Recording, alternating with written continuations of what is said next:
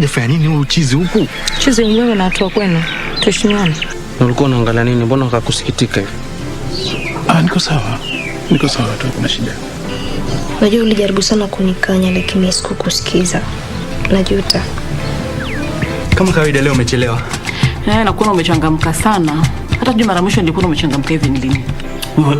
Kwa hivyo wataka sote tushikwe, tufungiwe huko ndani. Alafu atakayekusaidia nani?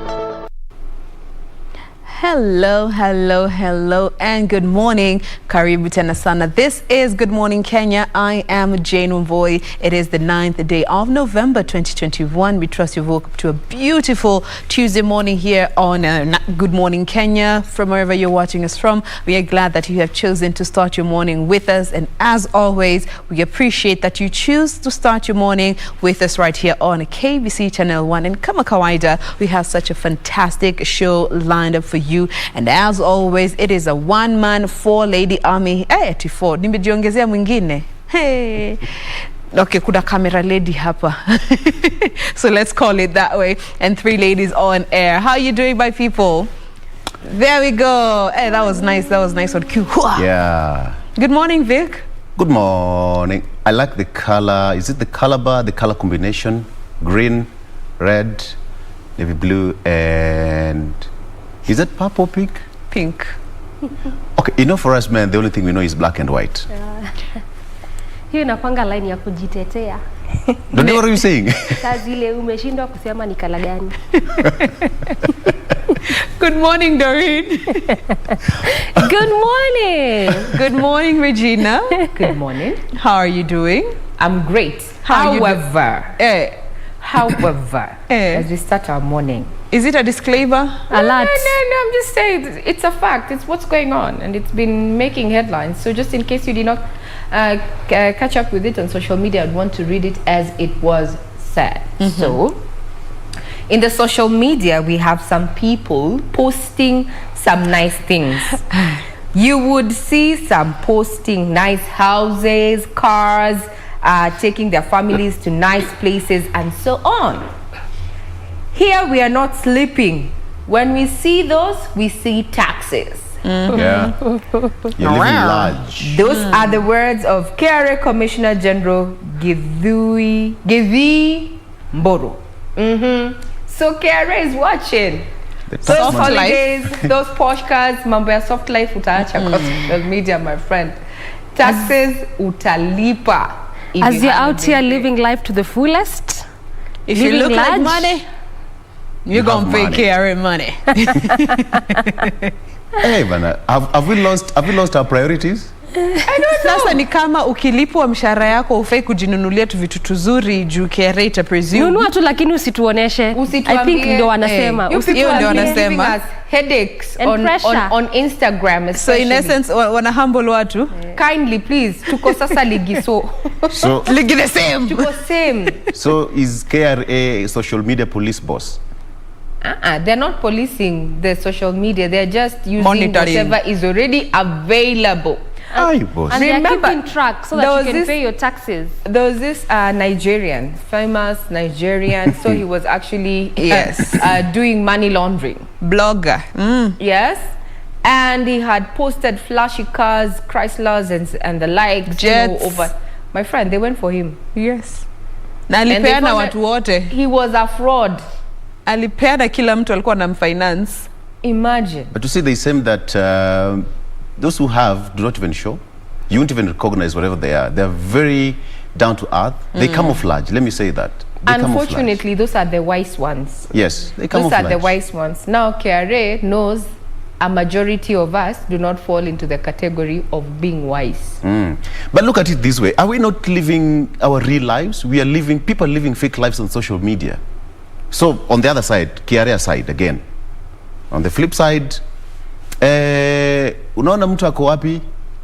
Maldives. Dubs. Hey, Maldives. Na me check in at Santorini. At my happy place. Where is this happy place at, by the way? I've never been there. I think that's why they say just live your life, live within your means.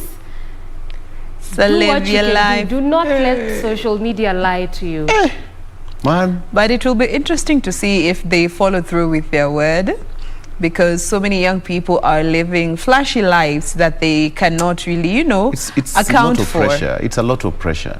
Because Jane has it. You don't know how Jane acquired it. Probably aliombewa, you know, she worked for and even sometimes they don't even have it in the first place. Leave even alone the fact that alipatiwa aje ama how did they get it. Sometimes they don't even have these things. Jane wakes up at 3 a.m. every day to come and work. So akiflout bwana achana na yeye. Sasa una tiptoe kwa nyumba ati ndio mtoto asiamke. And then there you are. Hey, now we can only say Big Brother is watching. Big bro, man. So, you're posing with that Rolex Victor, my friend. KRA is coming for me. When you're declaring your wealth, did you declare it as an asset? Hey. As an asset. You see that is in essence, that's what it means. You don't need to do the flashy cars. It's even the small things. Kama kufuga kuku, you know, like maybe you're saying, oh, kona kuku XYZ. You see, when you're filling in your assets, some of these things we ignore. You actually tell yourself, kuku wangu wenye nimefuga ni wa consumption, sio commercial. I do not earn from them. However, ikifika kama huu msimu wenye tunaelekea wa Krismasi, unaanza kupiga bei. Cause kuku wamenona, tulisema broiler, Ken Brew, kienyeji 1500. Bas, kwanza Ken Brew inachukuanga hizo. I wish you'd see a Ken Brew. Those things are huge. You see, they sell them by the kg. Wachana na hii yenye tunaona town on average and something 1400. Else. We're talking about chicken. Chicken was the name chicken. Goko. Kitu kama hiyo, 1500. Depending on the kg. Actually, they do with the kgs because of the weight. Kuku amekula mwaka mzima. And you had not said you own those things from dead weight ni 2.2. But at the end of the day, by the time, you know, 23rd imefika, you're doing around 20,000 in your pocket. You had not declared that source of income. So I have a question. How will KRA do all these things? We are around, how many are we? 40-something million? Let's just give it a figure of 30 million active members of the society. They do not need to do it to all of us 30. So just come to you. Regina, tumekuona. If they pick a sample group, and they bring them into the tax-paying fold, because remember, immediately you get into that database as a taxpayer, there is no exit clause. That's what you need to know. One-way street. Ni kujitegemea. If you look at the number of people who actually pay taxes in this country, is less than 5 mil. Actually, is it 5 million? Yes, 5-6 millions there, like consistently. And that is actually focusing on the PAYE, that is pay as you earn. KRA has been trying to widen its tax base, yes, to include and even to include Juakali. This is the informal sector. A majority of Kenyans lie in the informal sector. These are also people who prefer table banking, chamas, so they are underbanked also. Pesa yao inatoka kwa hii mfuko ikienda kwa mfuko ingine. They make business, actually, they're the ones who circulate money. However, they are not into that. They are not in the database because in informal sector. Yeah. So if they get 100 new taxpayers, or even 500,000 taxpayers, it will really go a long way to increase, what their earnings. Remember, KRA has been missing its revenue collection targets for the last 7-10 years. It has never met its target, and now more than ever, the country needs lots and lots of money. Why? Post-COVID recovery, general elections and such. Where is this money coming from? Remember, government does not generate its own money. It's taxpayers' money, Victor. So this time, more than ever, KRA needs to at least do 95 when it comes to its revenue collection, because there's so much that needs to be done with so little. There's been even talk by National Treasury saying that they want to increase our debt ceiling that is currently at 9 trillion. Yes. And our ceiling is 12 actually. So they want to increase it so that they can at least manage to carry out government business development and also recurrent expenditure. Remember the BBI that also going to be hearing about the direction today in as far as where we're headed with the BBI issue. If it comes into place or if it is effected, monies are going to be required. Huge sums of money. Around the estimate that I last saw indicated that if BBI, with the creation of the new posts and such, we'd be talking about a capital injection, or rather money is required of around 20 billion. So we're talking about money, and KRA is about getting that revenue to enable government carry out its duties. So more than ever this time, KRA is out to at least make it not 80. Okay. To the news. GIS story. To the news, Regina. To make our business class. To the news. Come on, it's just basic. Anyway, there's so much that is happening as far as news is concerned, and we are open to your feedback. You can reach us on Twitter at KBC Channel 1 News. Our individual Twitter handles are at Doreen Arange, that is Traffic Marshal A1, at Ray Manyara, at Jane Wamboi, and at Victor Olo. We are live also on our various social media platforms, including Facebook and our YouTube channel. So get online if you're not, you're not out of the house. Yes, you can watch it from your television set, or even we've gone digital. You can get it on your gadgets, as they say, not your phone this time, smartphone. You can check us out on your tab or other electronic gadget. I'm Regina Manyera. Now, before we bring you up to speed with those stories that have been making headlines, we take a quick breather. We'll be right back.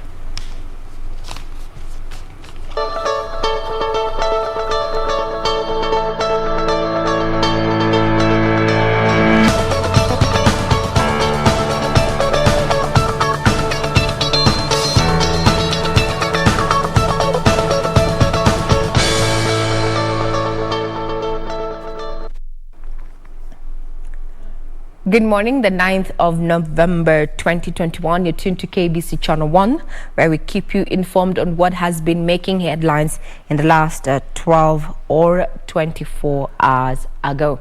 So I'm Regina Manyera. Now, without further ado, is that the Education Cabinet Secretary, Professor George Magoha, says students found guilty of arson will be locked out of the education system.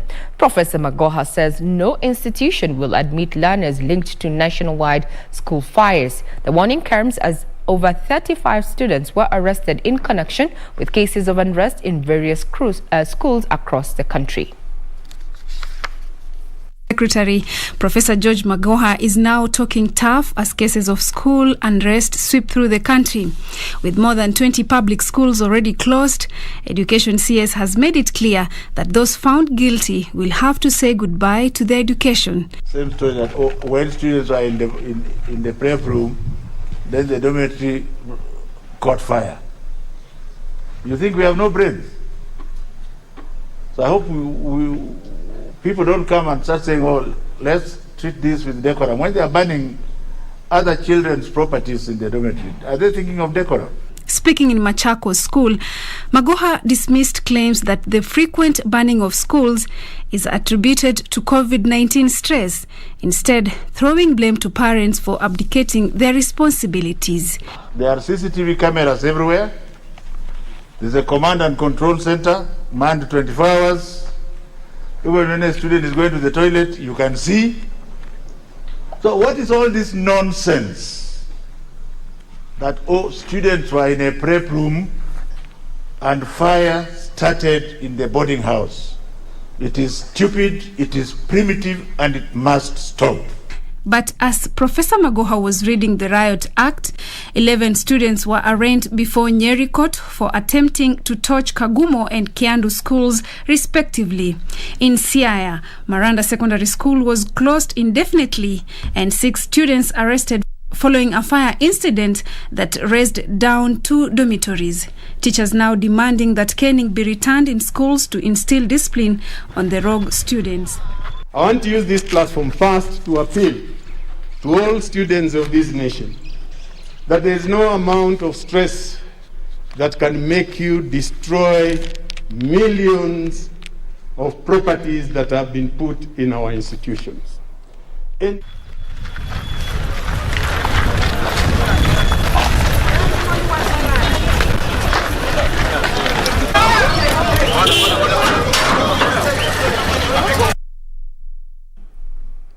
We'll be keeping tabs on what is happening as far as our learning institutions are concerned. Remember, last week actually, the Ministry of Education issued a circular, the statement that, midterms have been affected for this term. When we began this term during the crash program owing to the COVID-19 disruptions, none had been given out, and this is set for next week. So the Education Cabinet Secretary there talking tough there and blaming the parents here as well as the administration, for what is happening and not the crash program. What is your take in regard to the current spate of school fires and school unrest? The more we continue highlighting them, in my personal view, the more this wildfire, whether it is called or rather that it is termed as school unrest, continues. Is it the high time that also the media gave it a blackout? Food for thought. Now let's cross over to matters of food security, where the government needs 7.3 billion shillings to support 2.5 million Kenyans affected by drought. Public Service, Gender, Senior Citizens Affairs and Special Programs Cabinet Secretary Professor Margaret Kobier says the affected population is in 23 counties and will remain food insecure for the remaining part of the year. The government will start making cash transfers to purchase food for families facing the wrath of drought. Kamche Menza has the details. From December this year, 2.5 million people in 23 arid and semi-arid counties affected by drought are expected to start receiving a stipend from the government. It is 2,000 per person or 3,000 per household. The money is supposed to be given per month, and where it is not done per month, at least 2 months. Therefore, moving forward in the month of December, we will not be dealing with physical food. Public Service, Gender, Senior Citizen Affairs and Special Programs Cabinet Secretary Professor Margaret Kobier acknowledged gaps in the distribution of relief food, hence the need for change of tact. To adequately address the impending crisis, the government has identified priority needs in key sectors amounting to Kenya shillings 7.3 billion. This will cover cost of delivery of food safety needs, livestock, health and nutrition, agriculture, education and water for the period ending December 2021.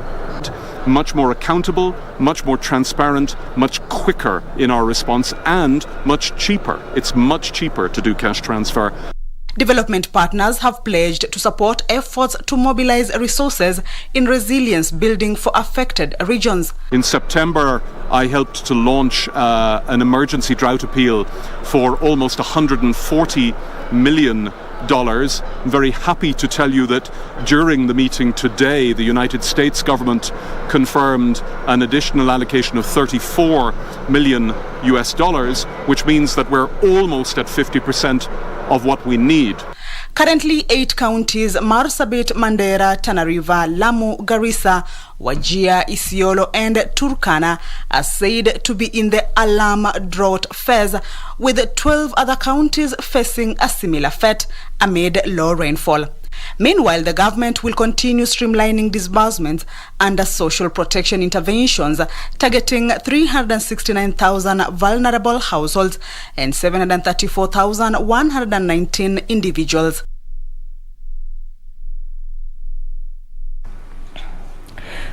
The Supreme Court will hold a physical session to issue directions on the Building Bridges Initiative appeals today, the November 9th. Attorney General Kihara Kariuki moved to the Supreme Court in September to challenge the decision by the appellate court to affirm the nullification of BBI. Through Solicitor General Kennedy Ogeto, the Attorney General Kihara Kariuki said they were challenging the finding by the majority of the 7-judge bench, which held that the basic structure doctrine is applicable in Kenya. In addition, the AG is challenging the ruling that civil proceedings can be instituted against the president during the tenure of office in respect of anything done or not done, contrary to the Constitution. The Independent Electoral and Boundaries Commission separately filed an appeal against the ruling, particularly on the constitutional composition, quorum and mandate of the electoral body. On August 20th this year, the Court of Appeal upheld the High Court ruling that nullified the BBI. In a majority decision, 6 of the 7-judge bench tore into the BBI process, declaring several stages in action unconstitutional and unlawful.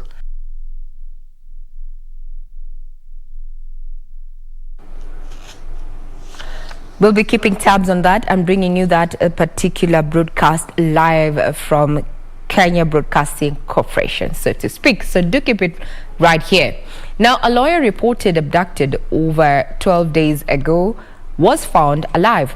Professor Hassan Nadwa was found in Mwingi, but his client Eljiva Bwire is still missing. Following the development, the Law Society of Kenya has announced a countrywide demonstration to compel authorities to take stern action to those behind those abductions. A lawyer who had gone missing after an apparent abduction has been found in Mwingi safe and sound. Professor Hassan Nadwa was found alive in Mwingi on Monday at 1 a.m. and later reunited with his family. We are hoping that Safaricom Limited will comply and supply us with the data which we will be able to analyze to just determine what happened, how Professor was abducted. This is after he disappeared for more than a week from what his peers claimed was abduction. We want to call this country that we have a constitution. None of us at the leadership level, at the community level, and all levels in this country will want to see as a Kenya faced with threats of terrorism. We all want a peaceful country. Nadwa was allegedly dumped about 200 kilometers away from Nairobi. Speaking in Nairobi, civil society activists have condemned the act, terming it a gross violation of human rights. There are people who have disappeared, and you are witnesses to 18 bodies who have been collected from the Tana River at the bridge at Garissa. A lot of those are Kenyans.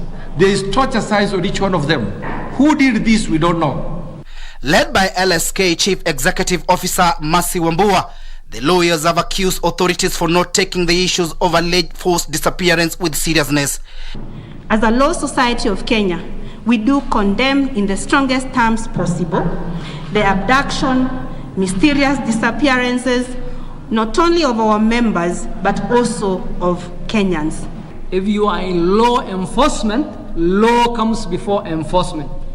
If you are in national security, national comes before security. The organizations drawn from Kenya Human Rights Commission, Amnesty International, SUPKEM, Kituo cha Sheria and Law Society of Kenya questioned the manner security is provided to its citizens.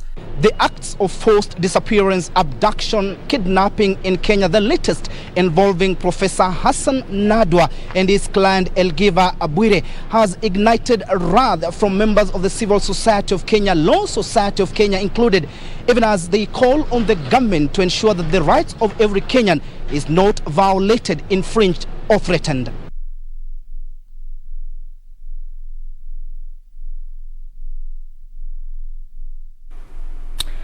We'll be keeping tabs on that too.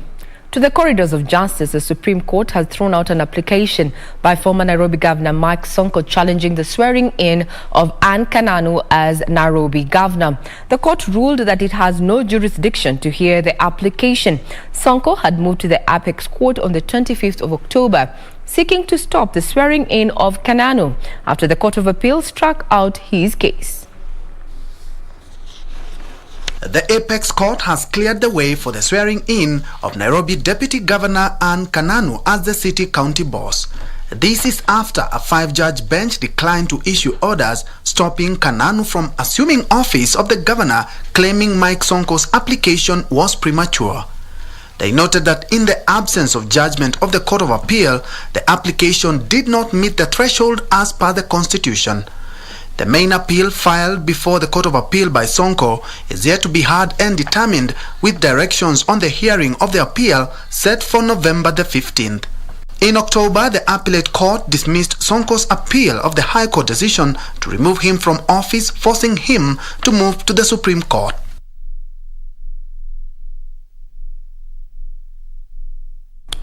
Off to the counties, Kakamega County government has handed over 14 acres of land to the Ministry of Petroleum and Mining for the establishment of a gold refinery.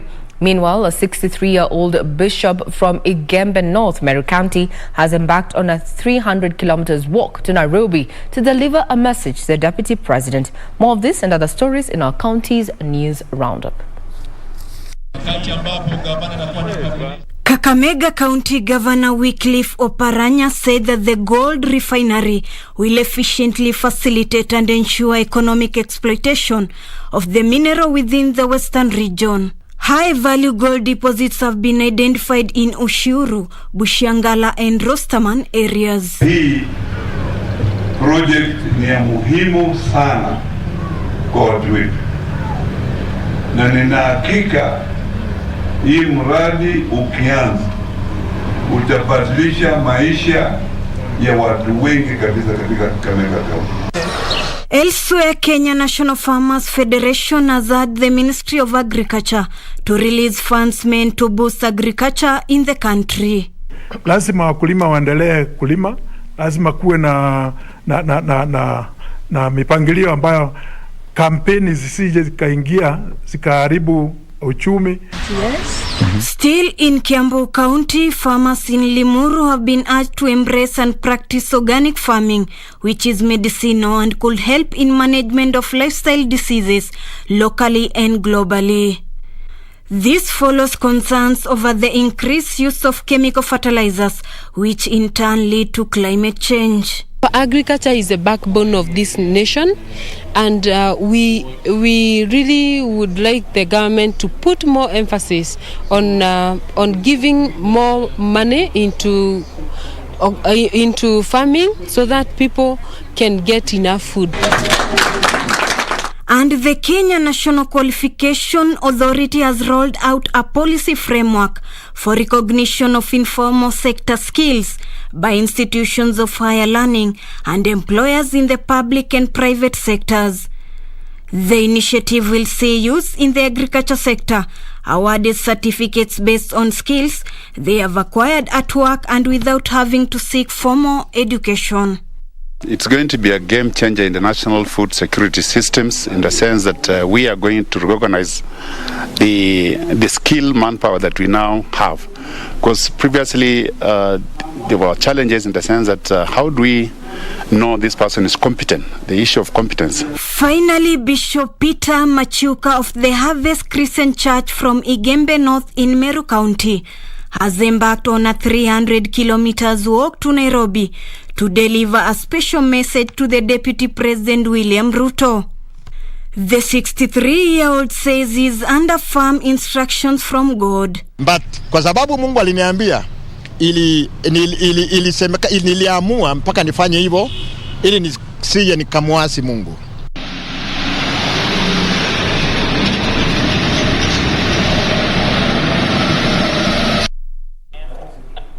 Now we speak matters business. You are unlikely to get a loan from a bank in the coming days following a directive by the central bank to commercial banks to stop blacklisting borrowers who fail to repay loans of up to 5 million shillings. In a statement, the central bank projects that its directive could adversely impact provision of credit as banks will be unable to distinguish between the good and bad borrowers, hence leading to rationing of credit. Monday's announcement by the Central Bank of Kenya is in line with a directive by President Uhuru Kenyatta during the Mashujaa Day celebrations last month. That the relevant authorities will, for loans less than 5 million, effect a moratorium of listings in CRBs for a period of 12 months to the end of September 2022. And on Monday, the Central Bank of Kenya said it had directed banks to stop blacklisting defaulters who owe banks less than 5 million shillings. In light of the exceptional circumstances from the coronavirus pandemic, and in particular, aiming to shield micro, small and medium enterprises from the adverse effect. The suspension is therefore targeted to rope in MSMEs for a specified duration that will provide space to turn around their businesses. As such, effective fast last month, credit reference bureaus will not include any credit report and negative credit information for loans of a customer who has defaulted on a loan of up to 5 million shillings. The central bank adds the relevant authorities will, for loans less than 5 million shillings, effect a moratorium of listing in CRBs for a period of 12 months to end in September 2022. The central bank projects that borrowers are likely to face challenges accessing loans following today's announcement. The CBK says the suspension could adversely impact the provision of credit by banks to the target group, as they will be unable to distinguish between the good and bad borrowers during the suspension period. This could lead to rationing of credit, as was evident during the period of interest rate caps from 2016 to 2019.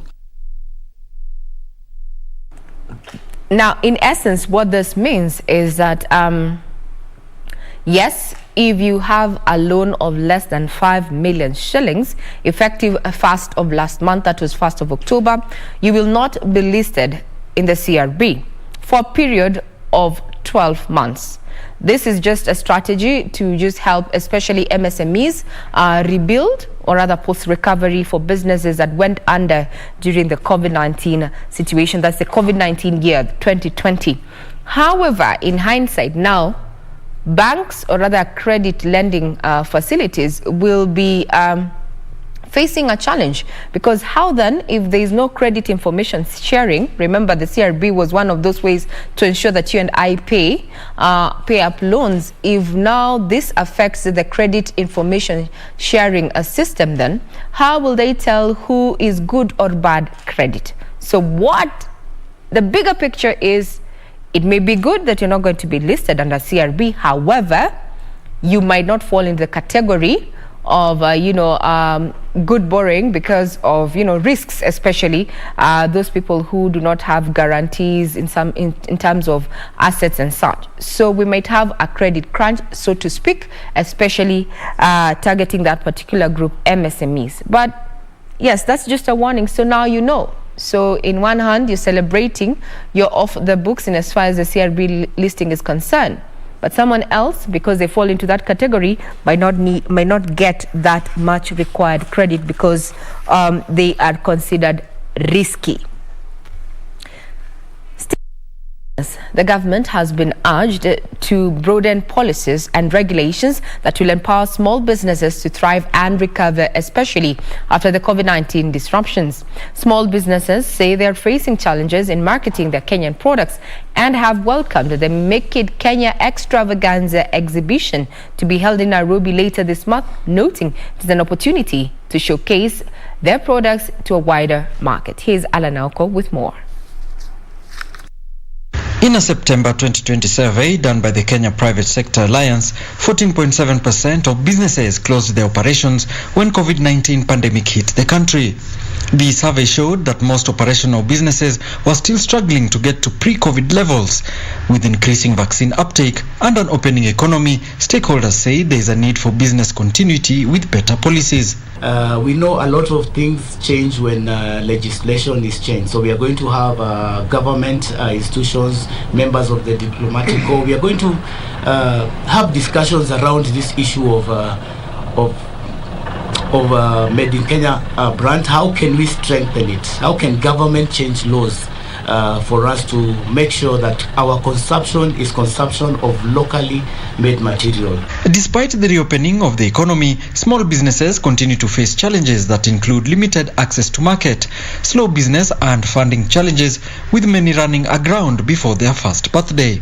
I think now that we have been given the green light, it's now time to relook and re-engineer DNA. And people, there's still an element of consumerism that is out there. It's just how do you repackage yourself, such that you remain relevant for those who survived and those who are actually at the verge of closing. How do you now get a new impetus to get your business up and running? So I think those are conversations we want to start having now, moving forward. To mitigate against some of the challenges, the Make It Kenya Extravaganza exhibition to be held in Nairobi next week, alongside other expos, have been identified as avenues for business recovery for small businesses. We will be looking at business leaders, especially within the SMBs community, to attend and get the training that they need to be able to grow their businesses. Our partners, the banks that we are working with, partners like Keproba, the county governments are also getting spaces. You can get to be an exhibitor at MIC through them. It is a small fee for SMEs, small companies at a cost of 30,000. Bigger companies, the stands are going to cost them between 100 and 200,000. We have many small businesses that are going to be sponsored to come and exhibit at the event. Participants called for conducive policies for businesses to thrive. Some private sector players are saying that tapping into TVETs can also include opportunities for the young people going forward, especially after the COVID-19 disruption. Now, the number of women engineers remains low in Kenya despite various efforts in place to address the gender gap. Out of the 7,000 registered engineers in Kenya, less than 500 are female. The Institution of Engineers of Kenya plans to partner with learning institutions to encourage more young women to join the fraternity. Kenya's engineering industry is heavily skewed towards men, with all the subsectors being dominated by males. For example, out of 1,188 registered civil engineers, 126 are women, despite the immense job opportunities. Kenya has more than 1,000 consulting engineers, where only 14 are registered women. Encouraging more and more women to take up any field that they have interest, and competences and intellectual capacity. And we have seen an increase, an upsurge in the numbers of engineers, and we continue to encourage girls and women that this is a very fulfilling career. It is just like any other, and it's also an economic issue. To address the glaring gaps, the Institution of Engineers Kenya says it has started programs to mentor girls to venture into the industry. Some of the identified barriers to women transitioning to engineering field include cultural issues, lack of mentorship, and low uptake of science, technology, mathematics, and science courses. As a profession, we also face challenges in terms of retention. You find that women opt for, yes, they have done engineering, but as they exit from university, you find that then they opt for softer careers. The Engineers Board of Kenya says it has launched an online portal to encourage more graduate engineers to register, since more than 15,000 graduate engineers in Kenya are yet to get certified. To launch the African Female Engineering Hall of Fame. Kwa hii Hall of Fame, we are awarding wale watu wote kutoka the most senior engineer to even student engineers, ndio waweze kuonyesha kile wameweza kuachieve, na tukifanya hivyo tunaamini kwamba tutaweza kuwahimiza hawa watoto wadogo waweze kuingia kwenye kiwanja cha uhandisi. More than 2,000 graduate engineers enter the job market every year, with most of them exploring job opportunities abroad.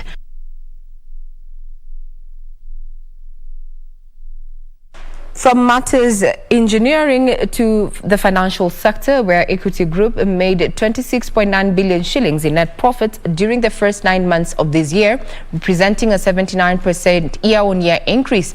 The lender attributes the performance to higher interest income at 67 billion shillings and a 68% reduction in provision for bad loans at 4.6 billion shillings. Unlike the previous year, when Equity's profits fell 20% and its provisions for bad loans rose 11-fold, the first 9 months of 2021 have seen the top-tier lender increase its margin. An 85% growth in profit before tax, a 79% profit growth after tax, a 27% growth in total assets, and a 25% growth in total income. This was powered by higher group total funding that rose by 27%, driven by growth in customer deposits of 27%, up to 875.7 billion shillings. This was supported by the growth in loan book by 23% to 559 billion shillings. The performance is largely attributable to recovering income streams from COVID-19 related disruptions. Equity's total operating expenses reduced 3.3% to 43.8 billion shillings due to a reduction in loan loss provisioning by 68% to 4.6 billion shillings from 14.3 billion shillings during a similar period last year. But I think where we expect significant changes in the P&L, we expect non-funded income to even grow faster because we are focusing on cross-border trade. The ratio of non-performing loans fell to 8.9% from 10.4%.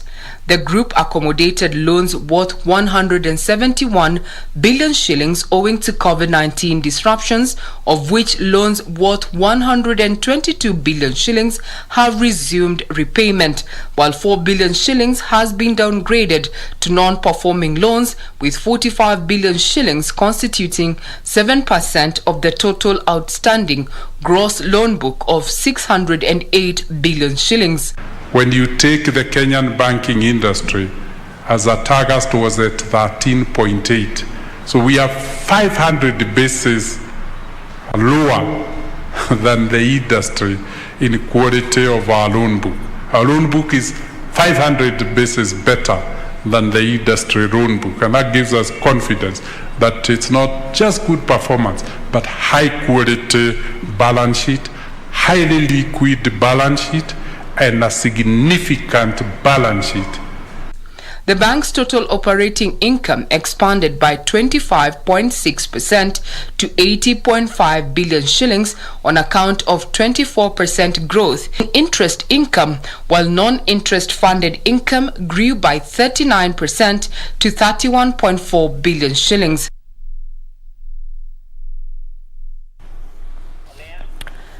On matters insurance, the Association of Kenya Insurers has called on underwriters to take advantage of artificial intelligence and digital tools to move from the traditional reactive experience to a predictive and proactive experience. Aki says insurers need to move beyond the automation of routine, labor-intensive data gathering and processing tasks to portfolio management and greater interaction with brokers and large customers.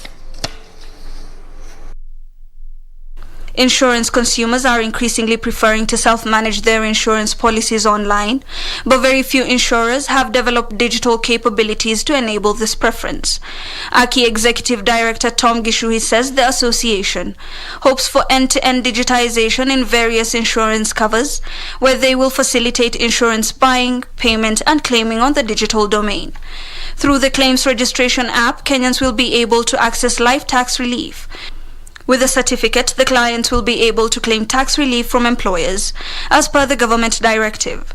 Non-life insurance gross premium amounted to 132.70 billion Kenyan shillings in 2020, a slight decrease from 133.45 billion Kenyan shillings recorded in 2019. Medical and motor insurance classes maintained a leading position in terms of contribution in non-life insurance business premium at 33.43% and 33.71% respectively. Underwriting results improved from a loss of 3.27 billion Kenyan shillings in 2019 to a loss of 2.33 billion Kenyan shillings in 2020. Medical insurance recorded the highest underwriting profit of 1.7 billion Kenyan shillings, which may be attributed to people staying away from hospitals, resulting in fewer hospital visits due to the fear of COVID-19. Gishuhi attributed the drop to the financial constraints insurance clients had to face during the pandemic, noting that with the ongoing opening of the economy, the rate of insurance cancellation and non-renewals would be reduced. Now we cross over to matters corporate, where pension fund trustees and administrators have been urged to show greater accountability to members by ensuring they have access to the right information. Zamara Group CEO Sundeep Raichura said inadequate member communication was the greatest failure within the pension schemes. Here are the details of this from the corporate scene. Zamara Group says most pension fund members only receive communication when joining and exiting the pension fund. Group CEO Sundeep Raichura says to effectively address the savings and retirement issues of Kenyans, there is need to focus on the entire financial journey. He also called on the government to reconsider the current tax deductible limit on pension contributions of only 20,000 shillings a month and have it increased. Because if you give somebody a benefit statement that says you've got 1.2 million shillings in your account, that person might think I'm going to do well. But if you then translate that to say this is going to give you a pension of only 4,000 a month, you are likely to get some action from the individual member. We have around 4 or 5 tax proposals. And even last year we had around 4 or 5 tax proposals, which we submitted to Treasury. We went there and explained to them very well, but they did not take them up. If industry supports us as we are pushing these things, I think we have more chance of passing. Meanwhile, Bank of Kigali Group PLC has recorded a 33% jump in profit to 4 billion shillings in the first 9 months of this year, underlining the Rwandan economy's strong rebound from the COVID-19 pandemic shocks. Bank of Kigali Group, whose shares are cross-listed on the Rwanda Stock Exchange and the Nairobi Securities Exchange, recorded a 20.1% growth in interest income to 14.4 billion shillings on the back of a 21.4% year-on-year growth in the loan book to 8.9 billion shillings. Book value now above 300 francs per share. That's our book value per share. Market is still moving quite slow when you look at valuations. However, basic earning per share going at above 33% per year. We are sure that in the days to come, we expect to see some good pricing or response from the market, because our earning per share has increased to 54.2 francs per share from 42.6 last year. Finally, UAP Old Mutual has embarked on an agreement with SME Support Center and Kenbright to underwrite a customized financial solution for SMEs. The cover provides life insurance, critical illness insurance, permanent disability, as well as a funeral cover, and aims to reach more than 10,000 SMEs in 3 years. And with the help of SME Support Center, how do we bring the insights from that segment and combine our risk management expertise with the insights that we're getting from that sector and start innovating or crafting solutions that actually resolve their real problems. And I think that's really the significant point. They reached out to us, and they're working with the ecosystem, the ecosystem that actually aggregates SMEs. So it's very interesting to see that they bring in the players like ourselves on the board. So that open mind.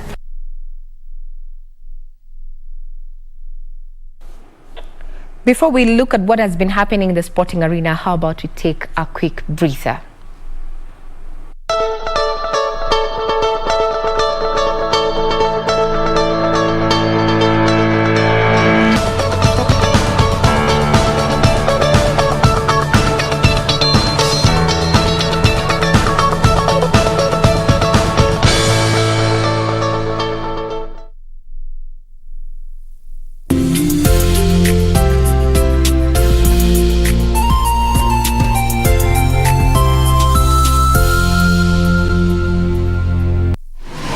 Log on to the KBC website at www.kbc.co.ke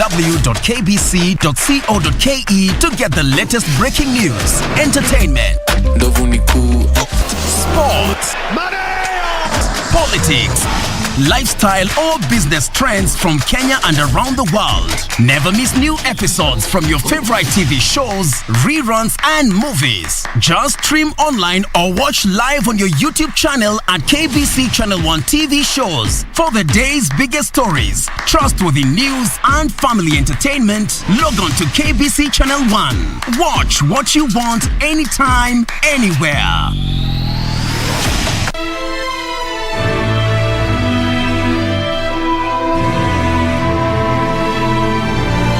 You're acting different. Please. Just be careful. Once a wild goose starts flying, it'll never quit. I'll ask you one last time. Do you really want to marry me? You're like my sister. Forget me. I believe in the future. You'll meet your hero. After you drink this cup of wine, you will become my wife. 那一人那一面，也不愿你我错过的流年。某一年，某一眼，谁留恋？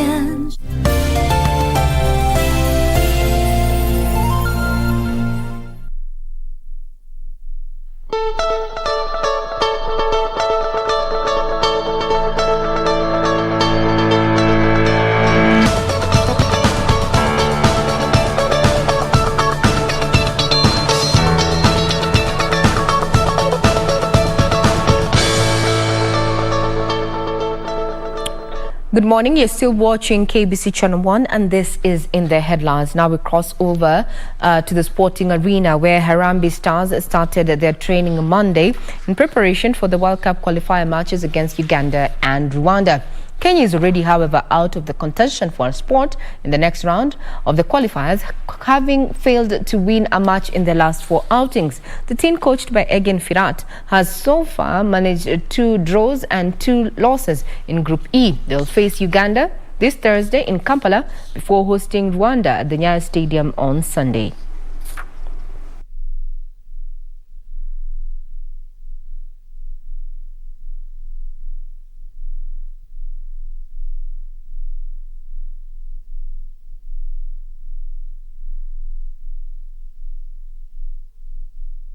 It's a league and we have to see how many players we have on some positions.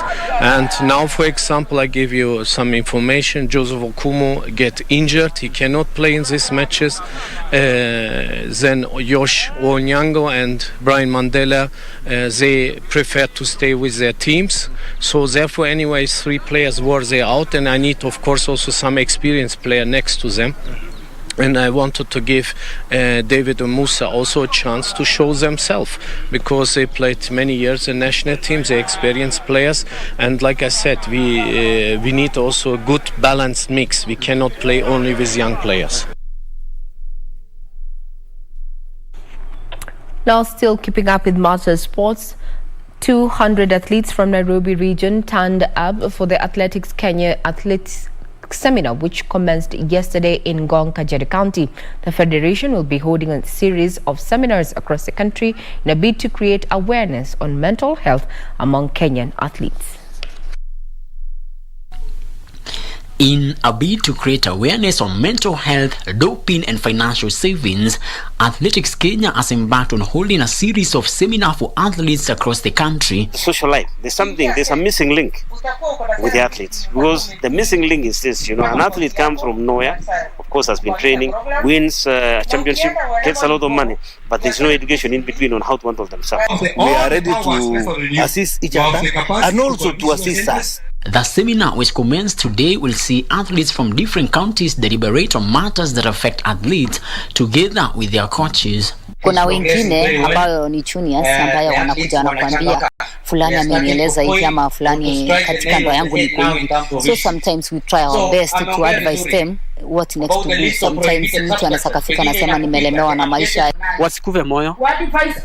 Mtu atrain na sidi kuomba Mungu na nyota yake itatimia. I advise our athletes that sometimes when they get money they should think the family is the one very important than that money and than the waweza kufanya kila wakati ikuwe ni kitu ikuwe ni process isikuwe ni is an event of one day alafu inasahaulika. Yangu ni tuwe very grounded kwenye tuko upcoming, tujue Mungu atatujalia siku moja tuwe wakimbiaji wakubwa na tupate hera na maisha mazuri. I'm not going to repeat myself because of the visions around.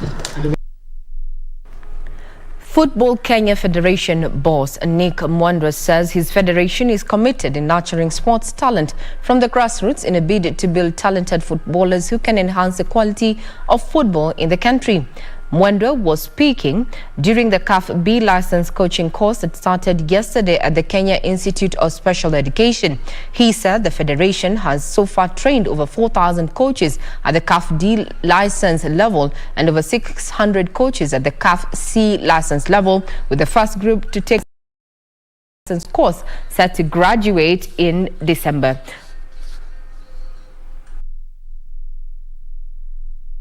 Mi ambition yangu ni kuget your knowledge na niweze kupanda from where I was, nipande pia juu na pia whatever knowledge niko nao nikiongezea na CAF B sahi najua na impact team yangu na at least naweza pia kusaidia kuwaleta kuna hizo talents wako nazo na pia to produce talent kwa national teams.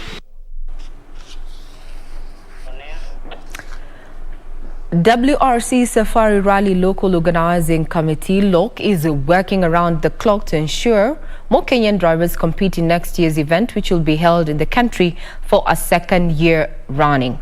To achieve this, more young drivers have been enrolled in the Fiesta program. According to WRC Safari Rally CEO Phineas Kimathi, such initiatives will enable young drivers gain skills to favorably compete against the world beaters. Kimathi exuded confidence of staging a better championship after learning from this year's challenges, among them solving the traffic snarl-up and crowd control. The CEO called on many partners to come on board and support the government as preparations are already underway for next year's championship. An opportunity to learn from other countries and other sports that have completely commercialized sports. The government will be there to provide security. The government will be there to provide the immigration services. They will be there to provide control during the event. And they will also be there to make sure that should we not raise enough money from the private sector, then they would come in and make sure that the event runs, because again, the government is there for the people, and the people of Kenya benefits when their economy benefits. The former rally driver is optimistic of the Kenyan Championship being retained in the WRC calendar, as it's the only unique rally series held across a national park, which will attract more visitors and tourists in next year's event. We started the FI Rally Star program, where we've picked talented young drivers who are under 26, who have shown real talent, they've competed, and they have the capacity to compete in international events. Kenya staged a successful event last year after the championship making a comeback following a 19-year miss.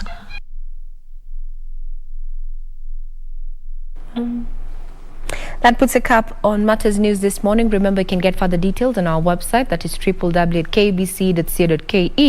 Now for this Tuesday morning, how are major roads looking like? Traffic Marshal A1 is on the other side of the studio to bring us up to speed. To you, Doreen.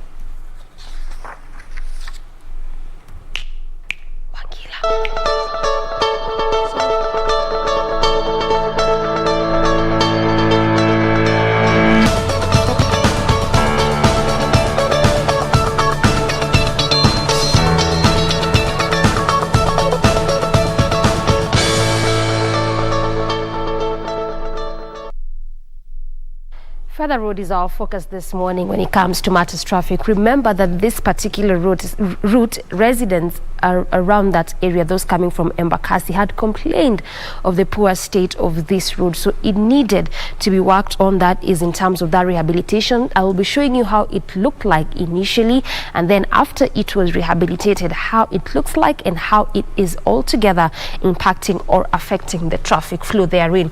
So this is actually what I am talking about. This is how Feather Road used to look like, in a very poor state, and the time when Outer Ring Road was being expanded or reconstructed, this particular route didn't benefit from that reconstruction process. So it just took the efforts of Kura as well as the MP of this particular area to see how best they could rehabilitate this route, given the fact that it leads to areas of Feather, of course, areas of Nyayo Estate, and going to all that to the other side of Mombasa Road as well. So this works were done just about a few months ago, and I'll be showing you how it is now looking like. But this is how the road used to look like, in a very poor state, just the same as how the Kasarani Mwiki Road looked like, which again resulted to residents complaining and even going to the streets just to ensure that that particular stretch was worked on in terms of rehabilitation, at least to make it easy for residents to be able to use this particular route. So this is now what we're just trying to look at. If at all it resulted to any reduction of traffic flow, this is that same stretch, which is Feather Road. This is how it is looking like this morning. Not that bad, in fact moving at a very swift pace. This is as you leave areas of Outer Ring, going to sections of Feather, as well as leaving areas of Feather Road, coming to the city center. Just a slight traffic as you head over to the CBD, but then again, that is really expected. It is the early morning hour, so obviously a lot of activities, especially as you come to the city center. But again, on that other section, as you head over to areas of Nyayo Estate, areas of Feather, again as you get to branch off to sections of Mombasa Road, on that particular section moving at a very, very swift pace, no traffic at all. Clear indication of the recarpeting of that stretch serving its purpose really well, because again, this is also why it was worked on in terms of recarpeting, just to see how best they could reduce the traffic flow therein, and that is working well and coming along well as well. Moving on that, away from that particular section, all the way on that area, or better still on that lane, moving at a swift pace. In fact, no traffic at all. Just as you come to the city center is where traffic builds up just a bit, but altogether still a manageable kind of traffic. But again, I've told you simply because it's the early morning hours, so basically what we are seeing is just what we would really expect to see there. As you head over, or better still branch off to the section of Outer Ring Road right now, moving at a very swift pace on that particular lane as you leave areas of Outer Ring, coming through that stretch of Feather Road. Again, as you also head over to areas of the other section of Mombasa Road, on that other side as you leave areas of Mombasa Road, coming through Outer Ring, not that bad also. Again, also clear indication of the expansion of Outer Ring Road still serving its purpose, because again, this is also why this route was expanded, given the fact that it serves a lot of estates therein, as well as small scale and medium scale businesses. So clearly all that will result to heavy kind of traffic on this stretch. stretch, and this is also why it was expanded. So this is how it's looking like this morning in terms of traffic. Our focus keenly being on how Feather Road looks like, and this is all in a bit to try and track the progress after the recarpeting of that road. How is it in terms of traffic? Has it reduced the traffic flow, and what is the impact of that recarpeting? That is our focus this morning on Matters Traffic at just 45 minutes past 7 a.m. or better still, a few minutes to 8 a.m. That is how it's looking like in terms of traffic along Feather Road. So let's take a look at what's on the dailies here. On our local dailies, with me I have the Star newspaper on the front page. Uhuru to explain succession game plan at key event. Uhuru to explain succession game plan at key event. President Kenyatta is expected to be retained as party leader, handing him sweeping powers to play politics even after retirement. Kenyatta is expected to be retained as a party leader, handing him sweeping powers to play politics even after retirement. That's what's on the front page of the Star newspaper. Tolerance test as Ruto and Raila storm quote-unquote enemy territory. I will give you more details briefly. Still on the front page, NHIF in a spot for failing to refund 400 million shillings extra police cover. Interior PS, that is Karanja Kibisho, on Monday told MPs that his ministry is withholding 400 million shillings subscriptions to the National Hospital Insurance Fund as two agencies tussle over refunds. Appearing before the National Assembly's Public Accounts Committee, the PS said that they resorted to withholding subscriptions after their numerous letters to NHIF went unanswered. That is on the front page. Again, all counties to get strawberry ARVs for children by January 2018. The story continues to say that by next year, January, Kenya is expected to provide the new regimen of pediatric ARVs to all 47 counties.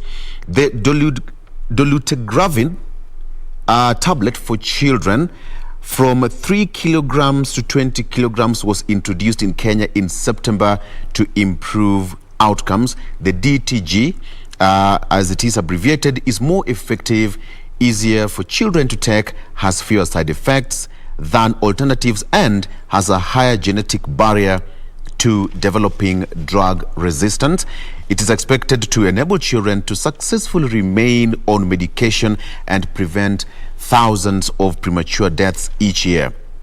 So it is also the frontline medication recommended by WHO. Now the drug is rather currently found in 12 counties that account for 50% for the children. They include Homa Bay, Kisumu, Uasin Gishu, Nakuru, Turkana, Nairobi, Kakamega, Kiambu, Kilifi, Meru, Machakos, and Garissa counties.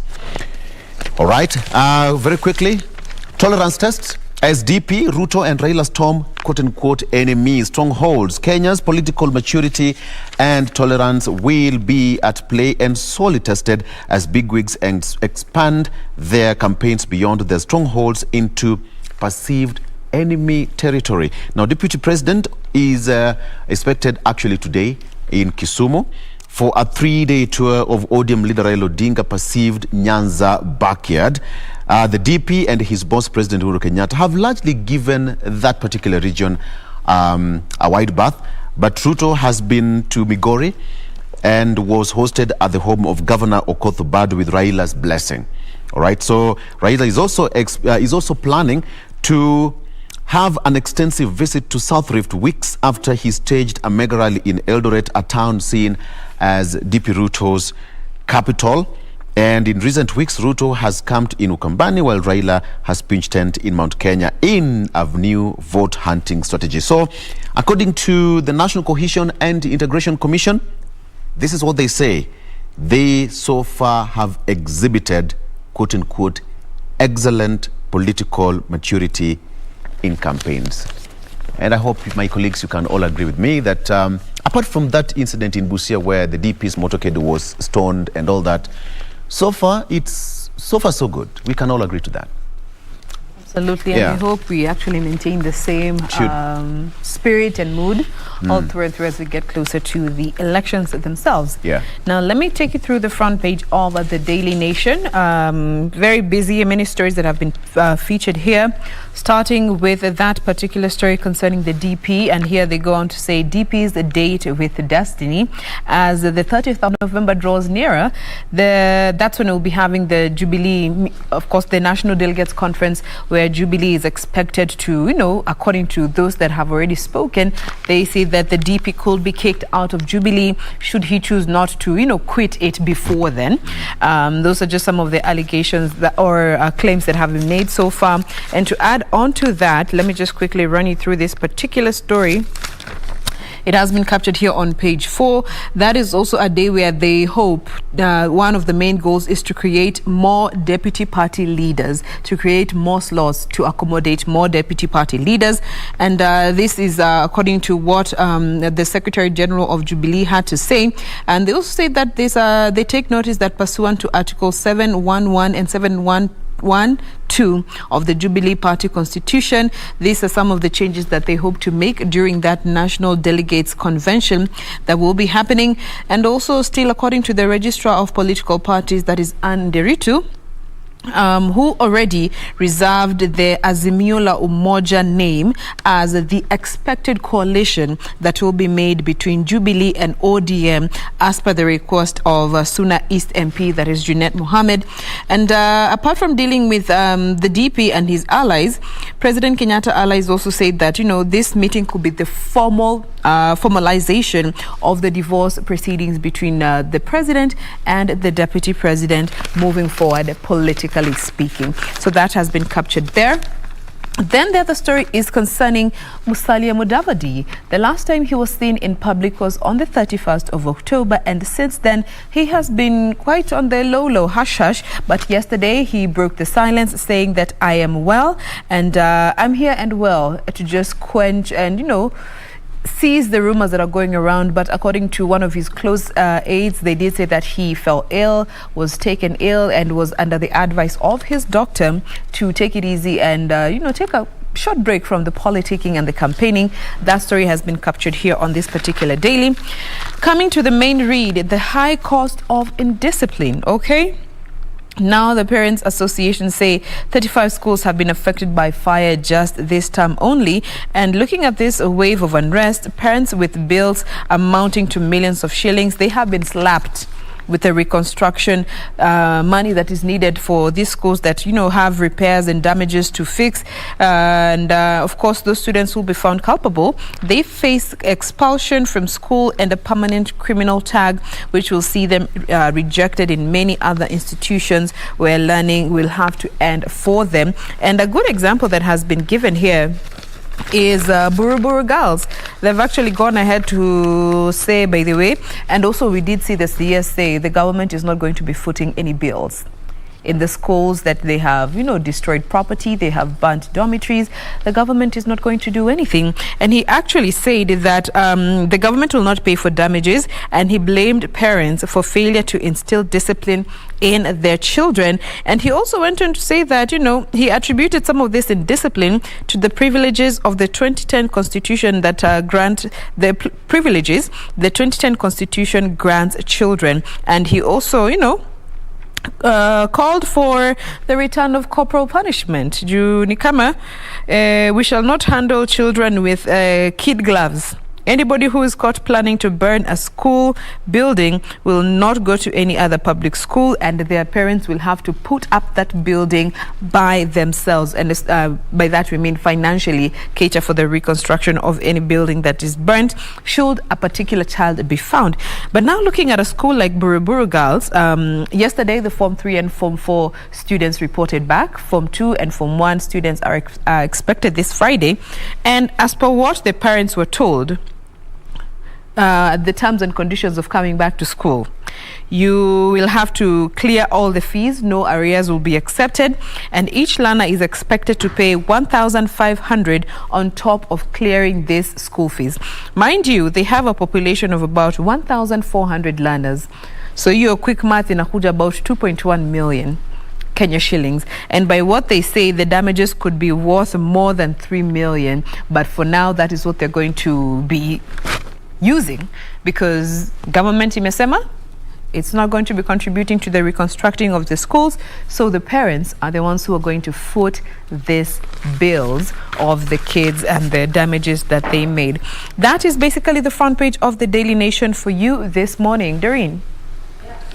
The People Daily, and perhaps you can begin with Mudavadi and the fact that he's been away for a while, and also what he is promising young people if he is elected president come 2022. We've obviously seen most of these leaders promising to create jobs, and the question still remains, how will it be done differently given the fact that this is what has been promised year in, year out and over time? So he promises about 5.5 million direct jobs to young people, and also a good environment for thriving of small and medium scale businesses. But again, the question still remains, how will this happen in terms of implementation?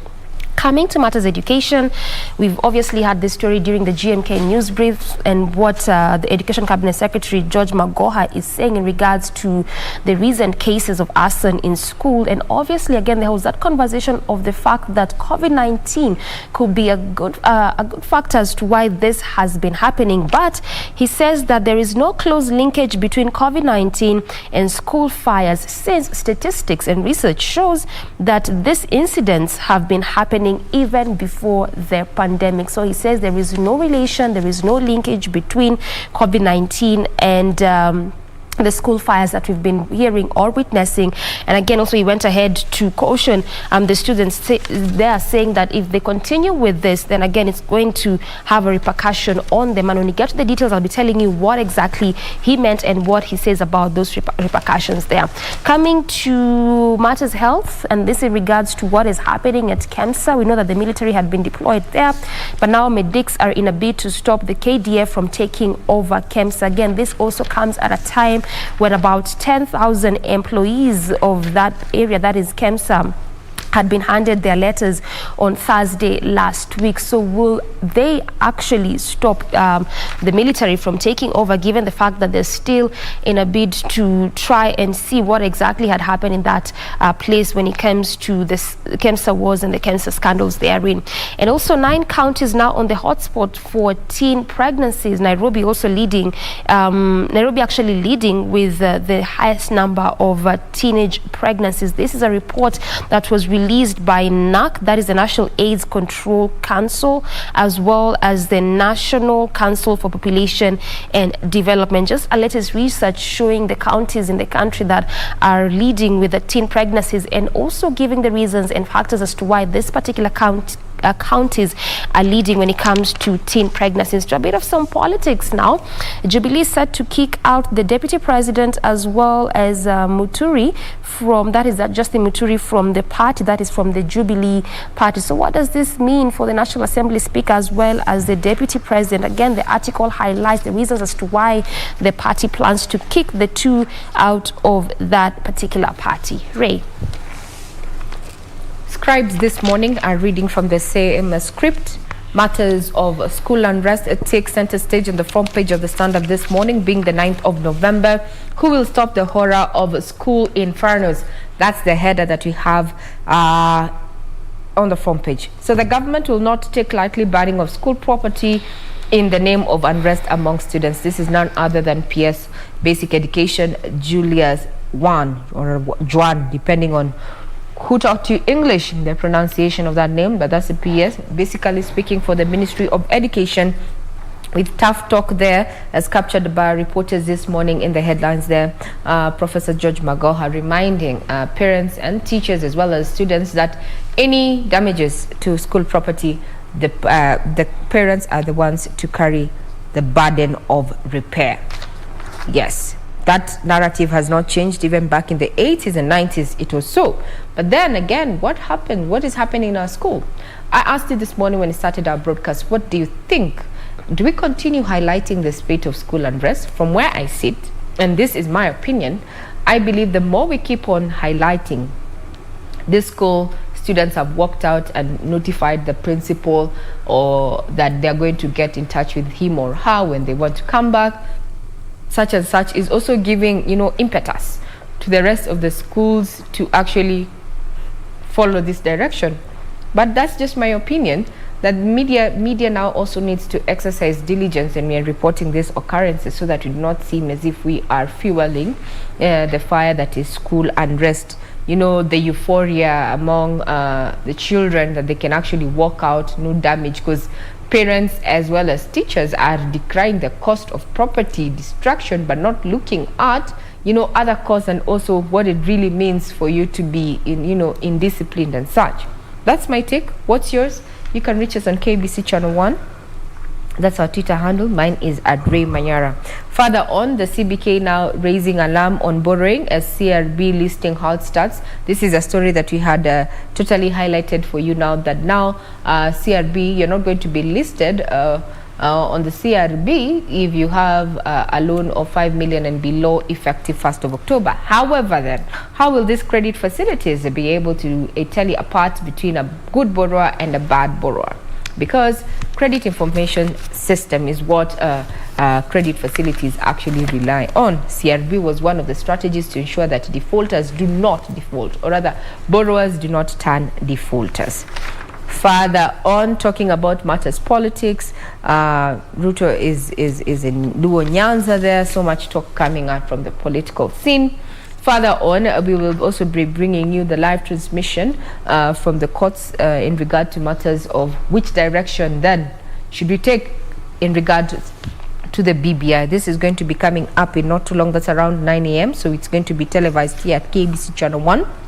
Further on, there's an opinion piece here that says that ANC leader Musalia Mudavadi shouldn't support any of the other leaders, but should go the whole way. This is an opinion piece by Oscar Okwaro Plato, who is a political scientist. It says if Mudavadi decides to stick it out alone to the end, he will have a clear pathway, and encumbered by the kind of destructive battles that saw him shoved into the periphery and the rug pulled from under his feet in NASA in 2017. He will also be in prime position to welcome on his own terms those political players who will have no roof to accommodate them in 2022.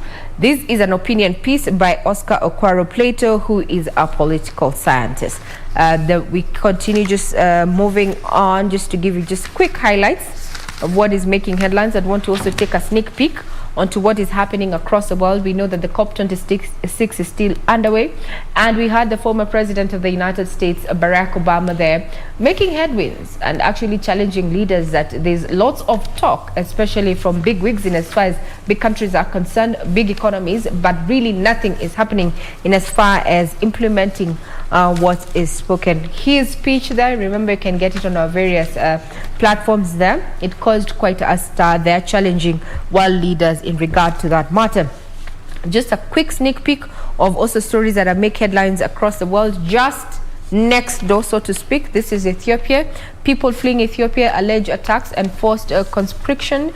The US and African Union envoys have been holding talks with Ethiopia in search for a ceasefire.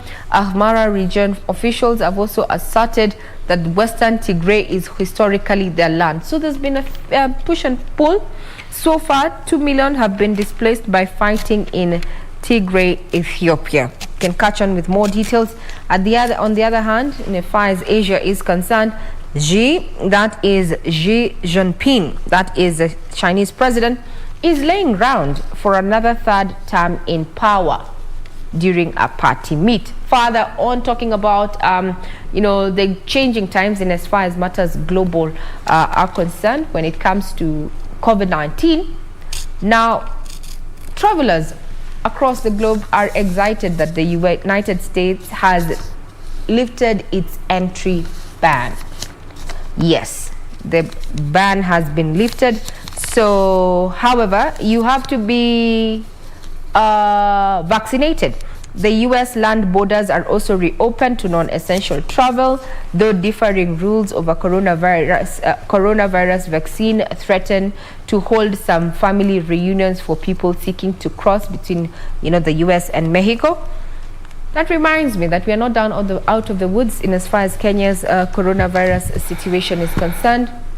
Well, the numbers may be down. Remember, coronavirus is not only subject to Kenya, so to speak. We need to remain safe, social distance, mask appropriately, as well as wash your hands with soap and running water or sanitize. That was just a sneak peek of those stories that are, have caught the attention by the scribe this morning, as far as a copy of the Standard is concerned. All right. So, Regina, you've talked about that suspension of the CRB. But there is a press release here by the Central Bank of Kenya, and I think for the sake of Kenyans to understand it just in simple terms, as CBK says that the Central Bank of Kenya announces suspension for a period of 12 months. Actually, it was directed by the President of the listing of negative credit information for borrowers with loans below 5 million shillings and whose loans were performing previously but have become non-performing from October 1st, 2021. So we are in November. So if your loan stopped performing as from last month, then you'll be exempted from the blacklisting by the CRB. Consequently, loans below 5 million shillings that fall in arrears from October 1st, 2021 to September 30th, 2022 will not lead to the blacklisting. So that is a period of 12 months that was given of the Borrower Credit Reviews Bureau.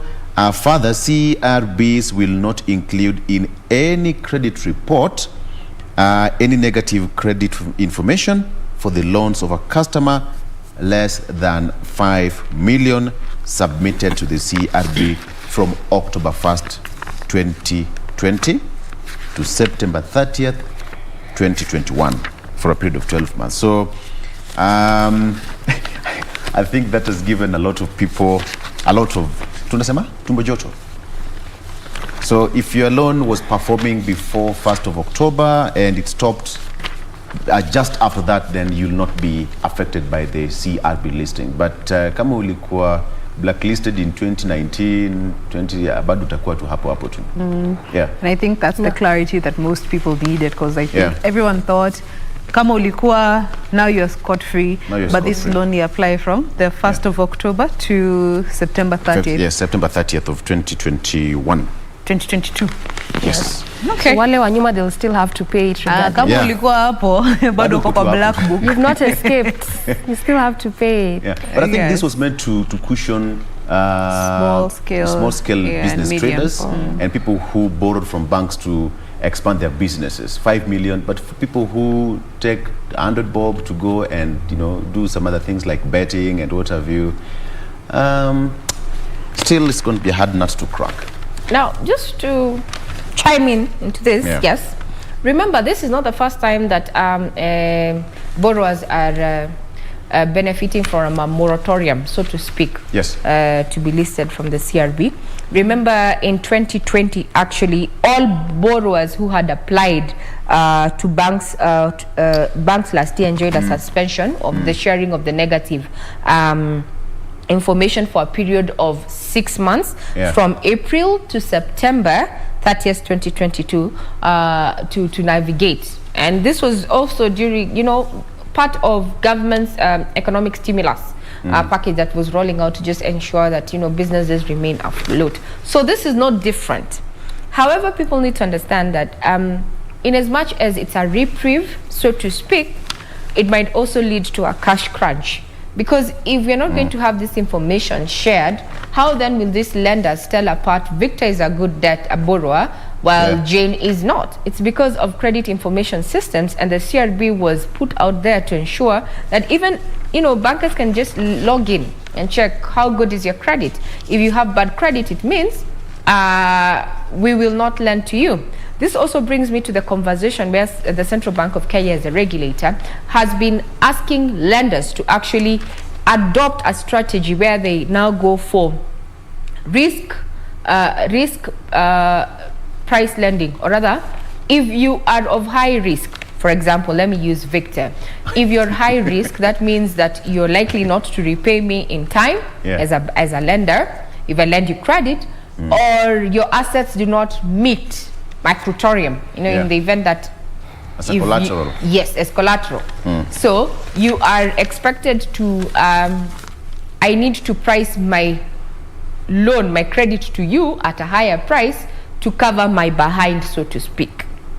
So risk pricing, that is a model that CBK as a regulator has been asking to lenders to actually to actually practice in entirety. So where you'll find corporates and such, or other individuals who show that they are good for credit, get credit cheaper.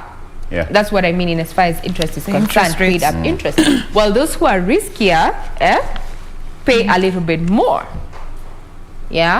So even at this time when you're talking as a regulator, what they want to do to ensure that credit is available, we also have to look in hindsight now that you're not going to have this listing and such for a period of 1 year. What does this mean?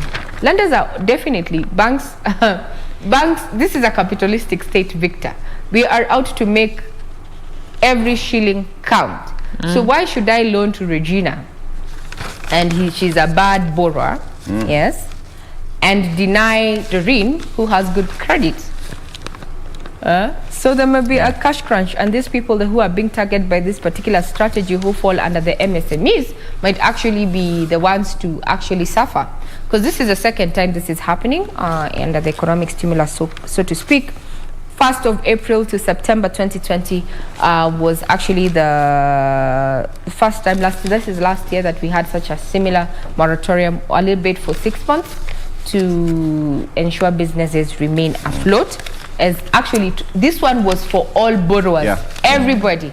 And so to speak, even this one that was made yesterday by the CBK is everybody, but it is targeted at MSMEs, but it covers everybody. So let's wait and see how this will play out. You can only hope for the best, but situation kwa ground itajitangaza.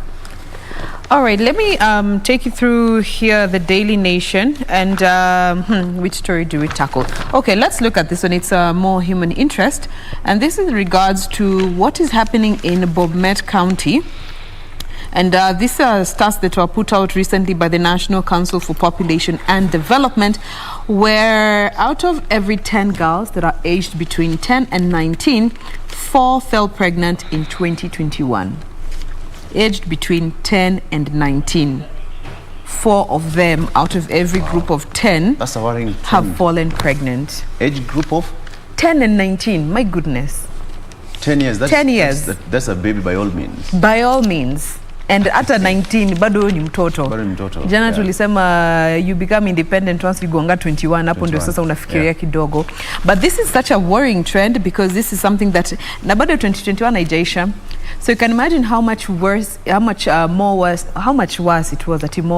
What? How much worse it was in 2020 amid the pandemic, where the figures were maybe not collected. And this has also been identified in counties like Mandera, Kisii County, Nyandarua, Kakamega, Baringo, Kitui, and Kirinyaga. And there's also been a monthly trend analysis on teenagers at antenatal clinics, which indicate a 15% increase in the number of adolescents aged 10 to 14 and 15 to 19. 15% increase from what was recorded last year. I think this still goes to show us that we still have a lot of work to do when it comes to dealing with these cases, because most of these have been as a result of violation, which consequently leads to pregnancy, and for some, even being infected with HIV. When you talk about the teen pregnancies and the pregnancies that are really recorded highly, we also have that particular story just similarly covered by the People's Daily, and this is as a result of the report that was released by NAC as well as the NCPD. And of course, Jane, as you've mentioned, the counties with the leading cases of the teen pregnancies, but also NAC and NCPD alludes to the fact that there's also in terms of the high teen pregnancies, also as a result of poverty, exposure to unregulated digital content, early sexual initiation and inadequate sexual information and reproductive health services. Also, the report cites sexual and gender-based violence, lack of formal education again, and forced marriages as causes of teen pregnancies. But one thing that always is common is that aspect of poverty.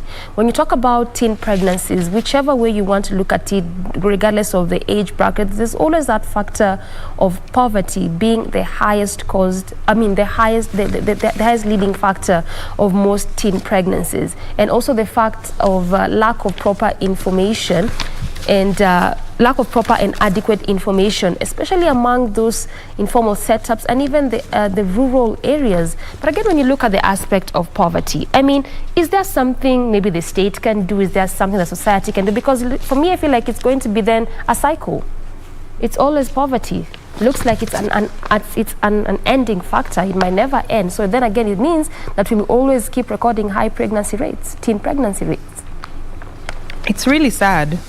It's really, really sad, because here they go on to say that in 2018, that is when, as a country, we recorded the highest number of teen pregnancies, which stood at 427,135. And mind you, you can imagine the many others that were not recorded.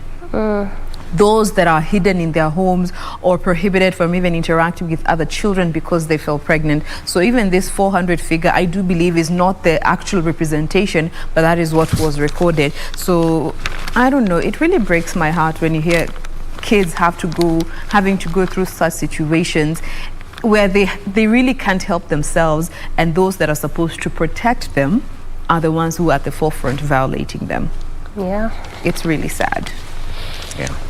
You see, let me be the devil's advocate just a little bit and be non-conventional.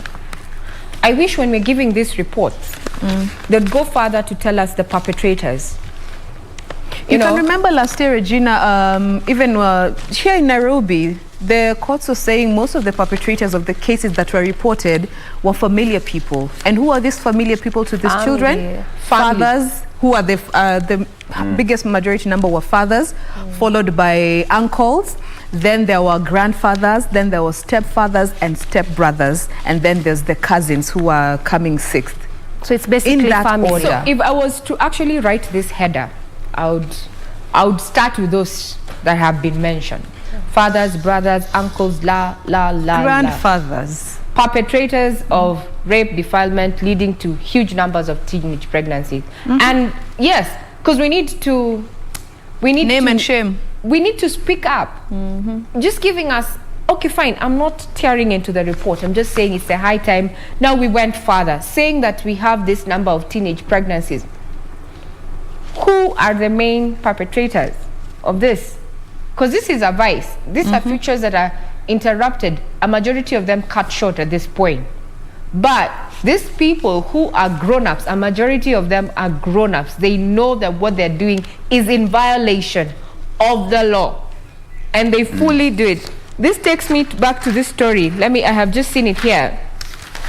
And if you ask me, even an appeal would not cut it. So there's a story in this particular daily that says that a man had actually appealed a ruling that had sentenced him to 20 years in jail for defiling his stepdaughter a week after she had delivered her baby. Just a week? Oh, I think that's the... Remember the time we had the representatives from the gender-based violence hotline? Yes. They actually talked of one of the worst cases was a stepfather who violated a 4-day-old baby. Now this was not the baby, but the stepdaughter who is aged 15. She had just delivered a baby a week ago. Then when the mother left to go do errands, the stepfather, brandishing a panga, pulled her into the home, placed a small 1-week-old baby next to the bed where he continued to perform the heinous act. Yes, and he had appealed. Regina, some people are sick in the head. it's sickness. We might say that pressure. No. It goes beyond sickness, Some Victor. people are sick in the head. These people are just evil. So even as you look at this report, perhaps released by the different bodies and alluding to factors of poverty, lack of proper information, it looks like there needs to be more given to us just aside from these factors, like the way Ray you're saying, and I think I'm with you on that. Because if we just be so blanket on the major factors and really don't go to the roots of it, then how are we going to solve this problem? Because when you look at the fathers, the stepfathers, the uncles, who is really talking about them and what needs to really be done to ensure it does not repeat itself? Because it's going to be a cycle. How many times have we really had this conversation? And again, all the time we keep saying, sometimes families just hide because they do not want to embarrass their own. So this is what the appellate court said, the judges. That is Hannah Okwengu, Stephen Mahinda, and Fatuma Sichale. In the judgment, they said the circumstances in which the offense was committed were aggravating. And that this person, they have not given the name, they're using the man identified as R.A., was lucky that he did not get an enhanced sentence in his first appeal at the High Court. That this man actually had appealed not once after he was jailed, handed a 20-year jail term. Actually, I think when it comes to some of these cases that involve such violations of minors who are not in any position to protect themselves, she'll be put in the same category with murder cases, because just yesterday on the Daily, I don't remember the name of the justice that actually gave this directives, that anyone involved in murder cases, the right to have a mental assessment done before they are convicted is waived off. Yeah. Or even if sentenced directly, because you're needing to go through the SDUI, they need to do a mental assessment to determine whether they're fit to stand trial. Also delays and consequently backlogs. Yeah, so many cases. Other than that, I also have a suggestion. Anyone who is actually successfully sentenced for rape or defilement, it should be treated like robbery with violence, which is lifetime sentencing. Because we need to clear off these people from the society, lest we do not have a generation to come. On that note, to take a quick breather. But before you take a break, I have this. If you want your kitchen sink to be clean, simple, don't cook. Let's take a break. What?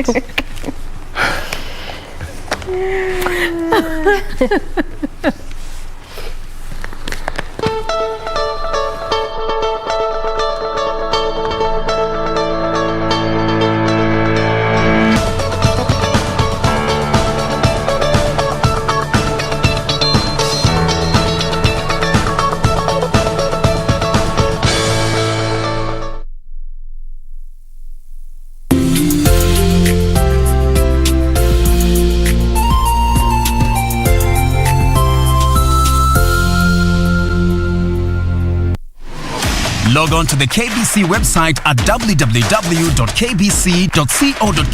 to get the latest breaking news, entertainment, sports, politics, lifestyle or business trends from Kenya and around the world.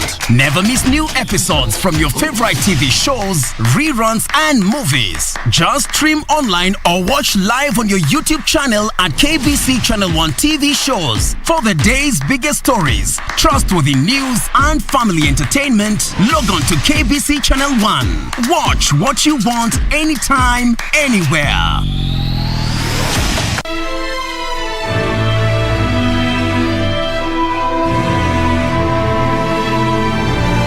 You're acting different. Please. Just be careful. Once a wild goose starts flying, it'll never quit. I'll ask you one last time.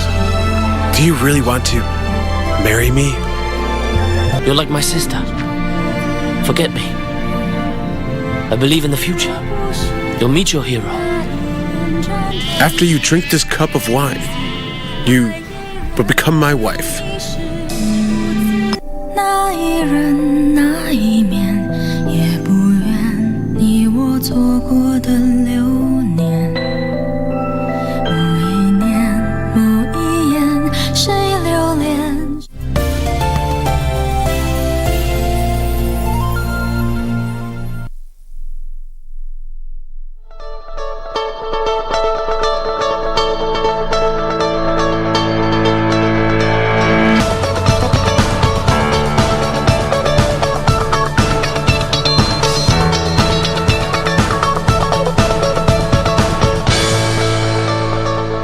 Welcome back to the program. This is still Good Morning Kenya. Quick look on how Feather Road is looking like, given that that is our focus this morning. Remember, we're just tracking the progress therein after the recapping of this particular stretch, given the fact that it had not benefited from the reconstruction process that had been happening along Outer Ring Road. But as a result of the outcry of residents from this area, just like what we saw in Kasarani Mwiki Road early last year, this is actually also what took place on this particular one, and hence resulted to that recapping of what took place or what happened along that route. This is Feather Road, and this is why this morning we are just tracking the progress therein, trying to see the traffic flow and how all this works impacted or impacted the traffic flow on this route. This is how it is looking like. Things have changed a bit on this section, and at least it is opened up altogether, moving at a swift pace in this section. Just again, a bit of a traffic just as you leave areas of Quickmart there coming to the city center. But again, on that, along that area, or better still on that particular stretch, it is next to a bus terminus, again obviously next to a supermarket. So one of those areas where it's either next to a bus terminus, next to a supermarket, a mall, a footbridge, sometimes that is how the road is expected to be looking like, because of, again, also of a lot of activities around that area. And so this is why what we're seeing is basically that traffic on that stretch, but still altogether manageable kind of traffic. And this is specific to that lane coming to the city center. So around that area, specific as you come to the city center. On the other stretch, as you head over to the estates, they are moving again at a very swift pace, clearly just showing that the recapping of this particular stretch that took place is clearly serving its purpose and serving it very well, because this is why it was recapped, just reduce on the traffic flow. And again, I mentioned it's also because one of those areas of roads which is, there's a lot of small and medium scale businesses. So again, this is also why that took place there. So away from that stretch, as you head over to sections or areas of Outer Ring Road, still just around the same area, moving at a swift pace, no traffic at all up until the stretch of Donholm roundabout. But away from that, coming through that stretch, moving at a swift pace, there are no traffic.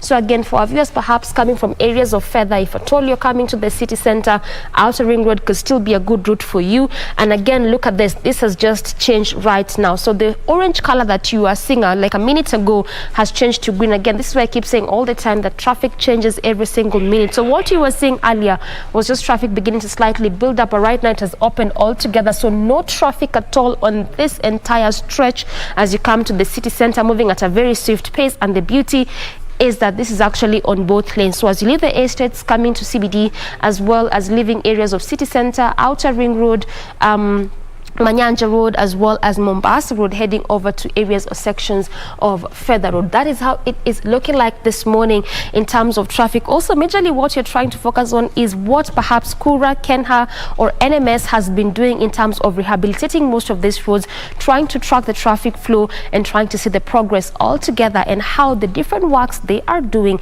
is impacting or affecting traffic flow altogether. At exactly 2 minutes to 8:30, that is how it is looking like in terms of traffic.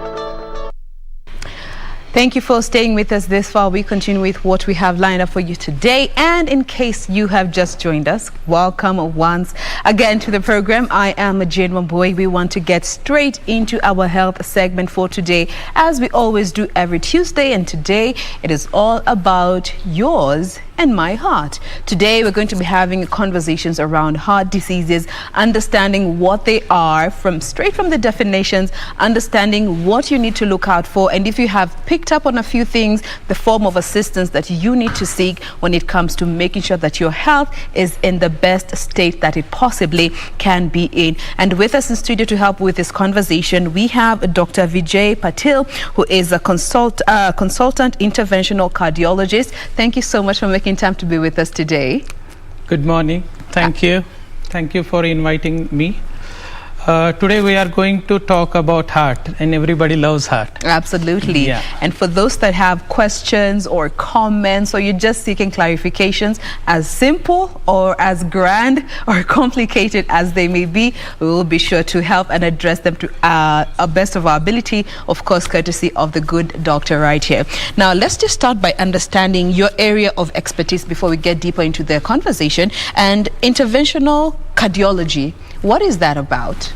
Yes, cardiology, it's a study of heart, and we are studying diseases of heart and vessels. And intervention cardiology is a new field which arises from last 20 years, and it has developed so much that we are treating heart without cutting body. Only for simple puncture on hand or simple puncture on leg vessels, we are treating all heart problems. We are treating all heart diseases, including valves. We are replacing valve without surgery.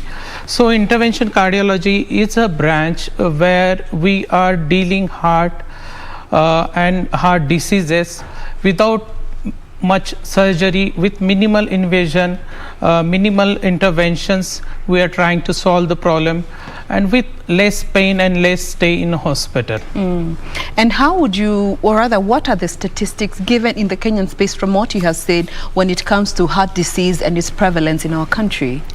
Right. Looking to the Kenya,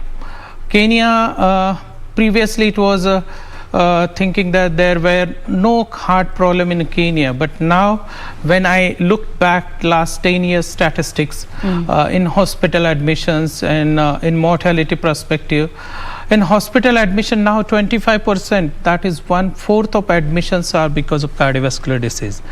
And looking at the autopsy studies or looking at the hospital records, nearly 13% deaths are due to the cardiovascular disease. And it's something highest, second highest after the infectious diseases like malaria and other. It's the second highest cause of mortality, hospital admissions. So definitely we now rethink about the cardiovascular disease. We need to learn about what are the diseases we need to take care, how we should prevent them, and that will give you a better health, and health is wealth, as all of us know. Absolutely. And I'd like for us to just try and understand some of these most common types of heart diseases that we have been able to interact with, and maybe you could tell us a bit about them. And the most common one that at least a lot of people get to know about is heart attacks. What is a heart attack to start with? And, what do we need to know or be wary about when heart attacks are involved? Right. If you're looking at cardiac disease, most deadly is a heart attack. So heart attack is something we should know, everybody should know, and if you treat in one's life. So heart attack is something, if you're looking at your hand, if it's looking red, how it is looking red? Because blood is going there. So if I stop the blood to the hand, what will happen? It will become black and it will not function. Similar way, heart is having 2-3 blood vessels, and if something is blocked in these blood vessels, if they are 100% blocked, then definitely blood will not go to that area of heart, and it will become infarcted. That's called heart attack, and that part become totally damaged. And once that part get damaged, it can't revive. So if you're looking like any wound happened to you on hand or leg, you will remain the permanent scar on it. Similar way, there will be the permanent damage on heart will be there. But heart attack, if we treat in time, like if block is there, we have multiple options, either medicine or either some injections or intervention cardiological options. If 100% vessel is blocked, if we open that with injection, then definitely that part will get survived, because at particular time, few seconds, few minutes, few hours, we can sustain with less blood supply. But in that time, if you, that golden hour, if we give the blood back to that area will become normal. And something that we need to understand as a Kenyan people, we should understand that time is important in heart attack. We are calling time is a muscle. Heart is a muscle, muscular structure, it pumps blood. Yes. So if we want to keep that pump good, then we need to give him nutrition, give blood properly to that area. And in blocked vessel, if we treat in time, like within 3 hours, within 90 minutes, if you give the injections of blood thinner, the vessel will get open. If we do the angiography, like we are doing from the hand or leg vessel, we are passing small tubes and we are exactly going at that block area, and we are opening that area by the intervention cardiology, and we are seeing that on the monitor. On that way, we are, without opening any chest, we are seeing the block, we are opening the block, and we are trying to restore that area with good blood flow and good nutrition. Okay. So heart attack, something we need to understand the concept, and then only you will realize the seriousness of it. So blockages in veins or arteries? Arteries. In the arteries are what lead to heart attacks. Yes. That is the known cause that this is out there from medical standing. Right. All right. And how should you, what are some of those signs and symptoms that present themselves that can help point to a heart attack and prevent as much damage due to, especially as you have said, time is of essence? Correct. So when you should understand that you are suffering from heart attack, what are the symptoms? Basic symptoms, if you're looking for the heart attack, if you are non-diabetic, you will get typical chest pain. And chest pain will be on a left side of heart, or maybe on shoulders, maybe it will go to the left hand, sometimes choking like sensation in neck. So these are the common symptoms, but this common symptom will see in 30 to 40% of patient. Remaining, like if patient is diabetic, patient is having multiple comorbidities, then the symptoms will vary. Some will feel like tightness in chest only. Somebody is keeping stone on their chest. These will be the common symptom. Along with that, they will have profuse sweating. You're sitting in AC and still you're sweating. That means something is wrong. And bodies try to give some signals always. You'll feel extreme tiredness if you feel sweating unnecessarily, if you're sitting in AC and still you're feeling sweating. There is uneasiness, pain in the shoulder, chest. You need to seek medical help, and you should think about this new entity like heart attack, and you should understand it. Absolutely, and those are the signs that we are here to help our viewers better understand. Now let us move on to another common type of heart disease, and this is heart failure. Yes. When you talk about heart failure, kindly enlighten us. Yes, when I come to the Kenya, I understand here the hypertension is very common. Now after 25 years, 30 years of age, people start taking hypertensive pills. And over a period, what happens? If you work more, you will get tired. Similar way, if a heart works more, if blood pressure is high, your diabetes, you're having multiple issues, if you have previous heart attack. So heart is already damaged and you are trying to give him more work. Like sick horse, you are trying to run. So that will ultimately land up in failure. So heart failure, there are multiple causes, but in Kenya, I feel hypertension is the leading cause, and along with hypertension, diabetes, and another thing is rheumatic heart disease. Rheumatic heart disease means during childhood, if they are not treated for fever, cough, upper respiratory tract with the antibiotic, the infection will go into the valves, and that valves infection remain persistent, and that will lead to rheumatic heart disease. So hypertension, diabetes, rheumatic heart disease, and the cardiac per se, myocardial diseases like myocarditis, all these will lead to the heart failure. And if you're looking at the heart failure, basically in heart failure you'll get the leg swelling, you'll feel breathless even walking minimal distance, or in some patients even doing daily activities like going to the toilet, doing the daily kitchen activity, they will feel breathless. These are nearly symptoms of the heart failure. And heart failure per se is common because of you have not treated heart in a time. If you have not treated hypertension in time, if you have not treated myocardial infarction or a heart attack in time, if you are not properly controlling your diabetes, if you are not taking any medications for your rheumatic heart disease or any fevers, that ultimately lead to damage to the heart, and it will be the permanent. And yesterday only I did one case where the heart pumping has dropped from normal 60% to 10 to 15%, and his age was 50, so he's having remaining 50 years life. And how you'll do his activity with 10% of heart pumping? So for that we put special devices which can increase his heart pumping. So there are medical options, but before I always feel before going to doctor you should prevent your whatsoever preventive measures if you took in time, that will save this further deterioration of your heart and your health. All right, and I'd like for us to talk a bit about now, what are some of these risk factors that we are exposing ourselves to that are predisposing us to heart diseases? And I'd like to start with understanding to what percentage does, genetics play when it comes to heart diseases? Yes, it's very nice. Family history. Yeah, definitely. So yesterday only I was looking for why this is happening. Just only hypertension will cause, or just genetics will cause, or just behavioral changes like smoking, alcohol, excess. All this is cause. It's actually circle. If you're looking at, there should be genetic predisposition for, like Asians are very prone for diabetes or heart disease. That way the African continent is very prone for hypertension.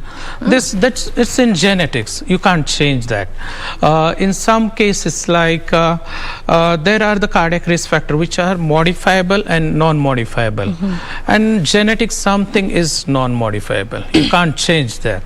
So genetics, sex means some diseases are common in female, some diseases are common in male, that we can't change. Your age, if age is growing, that we can't change. But these are the genetic, or these are the non-modifiable factors. But what is in our hand? Our hand is having the modifiable factors, and those are very important. But allow me to just interject at that point. Do we have a lot of cases from what you have seen interacting with the different patients that are as a result of the genetic factor when it comes to heart diseases, or they are mostly modifiable factors, as you say? Yes, any disease, like if you think of hypertension, if you have the family history of hypertension, like your father, your mother, or anybody, brothers, close blood relative are the hypertensive, you have chance to develop that. Okay. And what is happening, there is 5% genetic chance, and then if you are not controlling other modifiable risk factor, it will come early, it will go in severe form. Genetic we can't prevent. If in family, like in my family, if somebody is having heart attack, I have the chance of developing heart attack in future. That we can't modify. But some diseases, like some genetic small diseases, but they are very low in percentage. If you're looking at genetic predisposition, it contributes 5 to 10%. Okay. 5 but to 10%. Looking at in OPD, my office, I'm looking the modifiable risk factors are more contributing to the cardiovascular diseases. All right. And per se Kenya is like cardiac wise, they are good genetic background. But what is happening, they have westernized everything, their lifestyle, their food habits, and the problem starts now. Absolutely. And that's why I have to come, I have to work for cardiac things here. And that actually brings me to the age aspect, because as you say, we are seeing as we advance in age, there are those conditions that come about with age, and one of them has been when it comes to heart diseases. But we are seeing younger and younger people developing heart diseases and heart conditions. What factor does age play when it comes to the relationship with the health of our hearts? See, age is the one factor which is non-modifiable, but as age increases, means some diseases are common in 60s, 70s, 80s, geriatric disease. Yes. Those are common, and that we can't prevent. But what is happening now, at 20 also somebody is getting myocardial infarction, like heart attack. At age of 25, they are getting hypertension. 25, 30, they are getting diabetes. And all this is happening early because of lifestyle change. I always tell my all patients, you start ABC, avoid alcohol, tobacco, become active, more active, and choose a good nutrition. If they follow these 3 ABCs, the occurrence of these diseases we can prevent. They should become more healthier by become active, choosing proper nutrition, and avoid the tobacco and alcohol. This is most important, I feel. So most of these issues are contributed by the lifestyle that we are adopting, which consequently is affecting the health of our hearts. Now, there's someone here who is asking about congenital heart diseases, and especially in children. Tell us a bit about that. Yes, this is very sensitive issue, and something for family, it's a very huge burden if they have the congenital heart disease. Yeah. And as a medical fraternity or as a cardiologist, we have multiple options. In congenital heart disease basically happen if we have not treated mother properly during 9 months. If they exposed to some drugs, some radiations, or sometimes genetically, they have not properly treated during first 9 months of pregnancy, there are chances to develop of this congenital heart disease. And congenital heart disease basically we grouped as one is bluishness causing like cyanotic heart disease, and another is acyanotic, means without bluishness causing. So congenitally there may be chances of development of hole in the heart. Congenitally there may be the valvular issues. Congenitally there may be some anatomical problems. And now in current medical facility, we have nearly 80 to 90% these congenital disease we can treat. Even a hole in the heart, I used to treat with some devices without opening baby's chest. From the leg vessel we are passing tube across that hole, we are putting device, that's button like device we'll put, and that will close the hole, and that will prevent, means lifelong it will give the cure. Okay. So the congenital disease are the common here, and there will be the non-invasive, like some congenital disease we need to treat with medicines, some we need to have intervention like what I doing in a cath lab, and some need surgery definitely. And important to diagnose it and treat in time is again important for congenital heart disease. Right. Like bluishness is in baby, if you treat during the birth or after the birth, the life of the baby will be, we can extend. Right. But if we are not neglecting that, the lifespan will reduce to 10 to 20 years only. And that's the general lifespan expectancy when it comes to those with heart diseases. It's cut down by 10 to 20 years? No, it's depend upon the severity of disease. Okay. Like bluishness of a baby or some severe, that will reduce the lifespan definitely to 20 to 30 years. But some diseases like small holes, the patient can remain asymptomatic for lifelong. That doesn't mean all congenitals.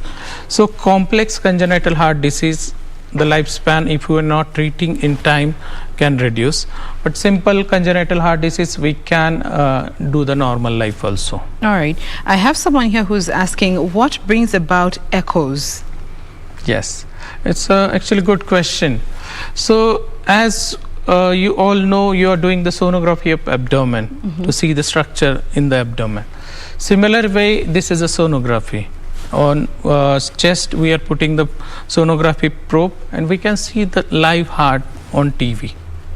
So we can see the heart, how the heart muscles, how they are working, how the valves are working, and how is the function of heart, how is the vessels are coming out of the heart. And as you just was asking about the congenital heart disease, so first tool to diagnose the congenital heart disease is echo. It's a 2D echocardiography. We can see structure, function of the heart. And that will give the good idea and good anatomical and functional collaboration to treat the cardiologist what is going on inside. All right. Now, someone else is asking, and remember, we welcome any forms of questions, simple, grand, complicated, or if you're just seeking clarification, we welcome that. Someone here is saying, I once read somewhere that there's a science behind a heartbreak. When you're going through a heartbreak, apparently your heart also tears to some degree. Is that true? Yes, definitely. Emotional play important. Emotional pain, yes. All stress, all emotion definitely will cause some impact on a heart. Actually, there is one entity called Takotsubo cardiomyopathy. If somebody, your loved ones has suddenly died, or if something happened emotionally strong, in such patients, suddenly heart fails. It will, pumping will reduce from 60% to 20%. So any emotional impact will definitely cause damage to your heart, your all over health actually. Any stress you are going through, definitely it will. But heart fail or somebody's in love failure, it won't immediately cause anything. All right. But definitely long term, if you are staying in same mindset, definitely it will affect your health. All right. Now, for most people, we are always told to mind our cholesterol levels because they affect our heart. Kindly tell us about the relationship between the health of our heart and the cholesterol levels in our body. Yes, this is a nice question actually. Just now I told about the heart attack and why this blockage is happening. What is going inside the vessel?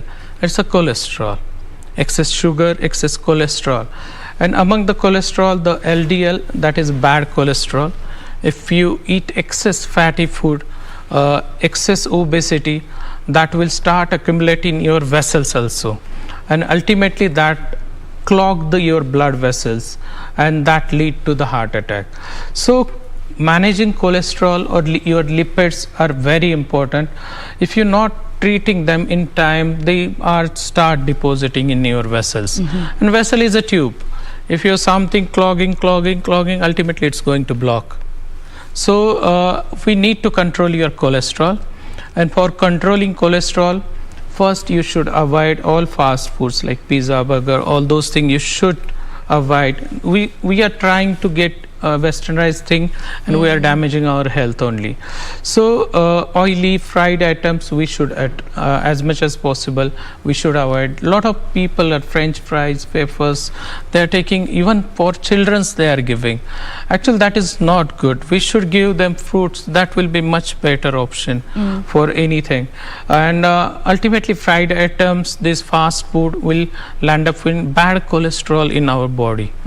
And that start depositing from childhood. So this is called atherosclerosis process. And if we start this lifestyle changes very fast in our from childhood, it start depositing. Ultimately in 30s, 40s, mainly when your production or mainly you're in working lifespan of your main crucial years, that time definitely this will land up in a heart attack. So controlling your cholesterol is very important. It is important. So when you hear about cholesterol levels and especially at a young age when you're told to watch your cholesterol levels, just know it has a direct impact on your heart. Now, someone else is asking, what happens when an air bubble gets to the heart? This is something funny question. Air bubble will not go to the heart. But similar way, there are the condition, what it's called air embolism or the pulmonary embolism. That mean maybe is a common man as air bubble or air bubbles are going into the heart. Basically pulmonary embolism means some clots from your leg, they travel and they clog your lung vessels. where all purification of blood happen. And if they get clogged, suddenly patient become breathless. Even sudden deaths can happen if we are not treating in time. And air bubble, usually if in pregnancy, or if you are going in a deep sea diving, or you're going in a flight for long duration, that can lead to air embolism. And that is one entity can lead to sudden death or sudden breathlessness or bluishness in the lips and all that. But it's not per se, it's a very rare entity, air embolism per se. But pulmonary embolism, similar condition, where the leg clots are going and clogging your lung vessels. This is very common in Kenya because it's a little higher altitude. And especially in Eldoret and all that area, again the incidence of pulmonary embolism is very high. Prevalent in such areas. DVT, deep vein thrombosis, pulmonary embolism, these are very common. As compared to the world statistic in Kenya, these are little more incidences there. Okay. Now, somebody else is asking, is it true that the size of your heart is the same as the size of your fist? We always say that your heart is like your fist. When you fold a fist? Yeah. Oh, up to the wrist? Up to the wrist. This is like it's sitting on left side of your chest. Yeah. It's arbitrary guide for the cardiologist or any anatomist to understand the concept of how much size is there. But it's not like always be like that. But in general, if you're 6 feet tall, and then your heart will be, as compared to your body, it will be in that size. But this is a normal anatomy. Like a fist will be the size of your heart. But if any pathology happen, it can enlarge, like heart failure at what we are talking. In that thing, the chambers will enlarge and then become big. Big heart is not good. Like you have big heart, what we are talking in general. You should have the big heart. To the size of your body? Yeah, it's not like that. The big heart is good. It should be proportionate to your body structure. Okay. Every organ should be in proportion. God has made our machinery is very particular about every small thing He has made very particularly. Perfect in His image. Now, as we draw the conversation to a close, looking at, what you would advise our viewers to do when it comes to better care for our hearts. It's an organ that we cannot see, we can only feel. What are those measures that you would encourage us to take up when it comes to, physically speaking, what we put in our body, our psychological well-being, all summed up together for the good of our hearts? Yes, for prevention of any cardiac diseases or like what I was talking about, the heart failure, heart attack, all that prevent by the lifestyle changes is the first. What is meaning of lifestyle changes? Basically, you should be active. You should do any kind of exercise, mainly the aerobic exercise for at least 30 minutes or 40 minutes per day. Total we are counting in WHO is telling 150 minutes per week you should do some aerobic exercise. And in children you should have a little moderate to severe level of exercise, and in more than 20 you should have moderate kind of exercise. That should be the first. Second thing, you should choose your nutrition. In Kenya you have a lot of vegetables, lot of fruits. You should take all these fruits and vegetables more in your diet. That is second thing, can prevent your heart diseases, because fruits will reduce your cholesterol. Fruits you give instant energy. Fruits you avoid your lipid levels. It will give proper nutrition what is required. And third thing, you should avoid all kind of addictions like tobacco, smoking, even secondary smoke also. If you're standing, somebody smoking near you, you should avoid that, and that can lead, because smoking and tobacco will cause constriction in your blood vessels, and they ultimately land up in damage inside the blood vessel and leading to the heart attack. So if these three things, if you see properly, I'm always telling ABC, if you consider these three things, you should be in watchful. And in diet you should avoid excess sugars, mainly white sugar, avoid salt. Salt is another important aspect for the development of hypertension, and these white things you should avoid: the refined flour, sugar and salt. It should be in moderation. You should think twice before eating all these things. That will prevent your heart diseases. All right. And also when it comes to getting checkups and just understanding the state of your heart, how often would you recommend one gets that done? Yes, I was looking to the Kenyan cardiovascular guideline yesterday only. Yes. And actually, for anybody is having risk of development of heart disease, means in family there is a risk, or whose lifestyle is not good, they should do their checking in their 30s. Male patient means men should check them by 35 years of age. And those who are having no risk factors, they are healthy, in family also there is no risk of any health cardiac diseases.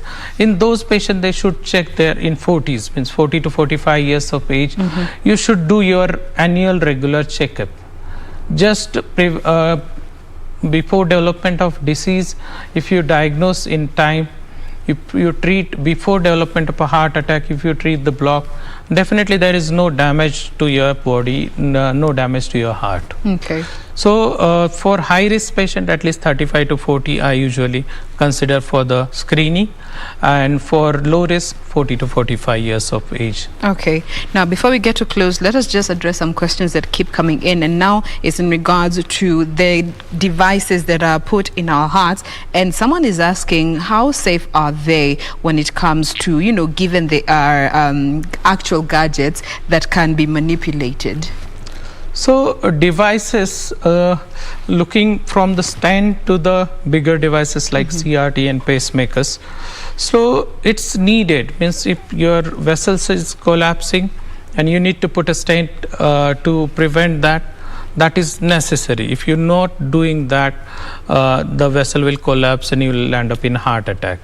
But some devices, like they are putting into the chest or below your collarbone, like pacemaker and CRT, if it is needed, definitely we require to put. It's not like we should avoid unnecessarily. If your heart rate is 30, 40, it's not increasing, you'll land up in eventually in heart failure, you'll land up in giddiness and syncope. And that time, if you have the pacemaker inside, it will pace your heart at a normal rate of 70. So it's depend upon its necessity. What is your diagnosis? For that diagnosis, is it required or not? And if it is required, it should be there. Okay. That's in cardiology perspective. All right. And are they susceptible to being hacked into or manipulated? It's as shown in some movies or some CES, maybe they are manipulating pacemaker and all that. It's not that easy. Devices are very safe until and unless you should know the serial number of that device and they have some identification mark, then only they can be communicated with some external device. But for that also a separate programmer is required. It's not like you can manipulate by the mobile or something. Yes. But whenever such devices are there, doing some MRI or doing some CT scan, you should ask your doctor, can I do this or not? Because that may interfere. Magnetic field especially will interfere with some devices. Yeah, that I do believe. And also, before we get to close, you know, looking at the costs that are involved when it comes to treatment of heart disease as a whole in the Kenyan space, what have you identified? Yes, in Kenya, per se, cardiac care is very costly. But we are trying to bring this bridge in between it. So we are trying to give the eco screening camps. We are going to do some diagnostic camps so that all Kenyan people will at least get diagnosis.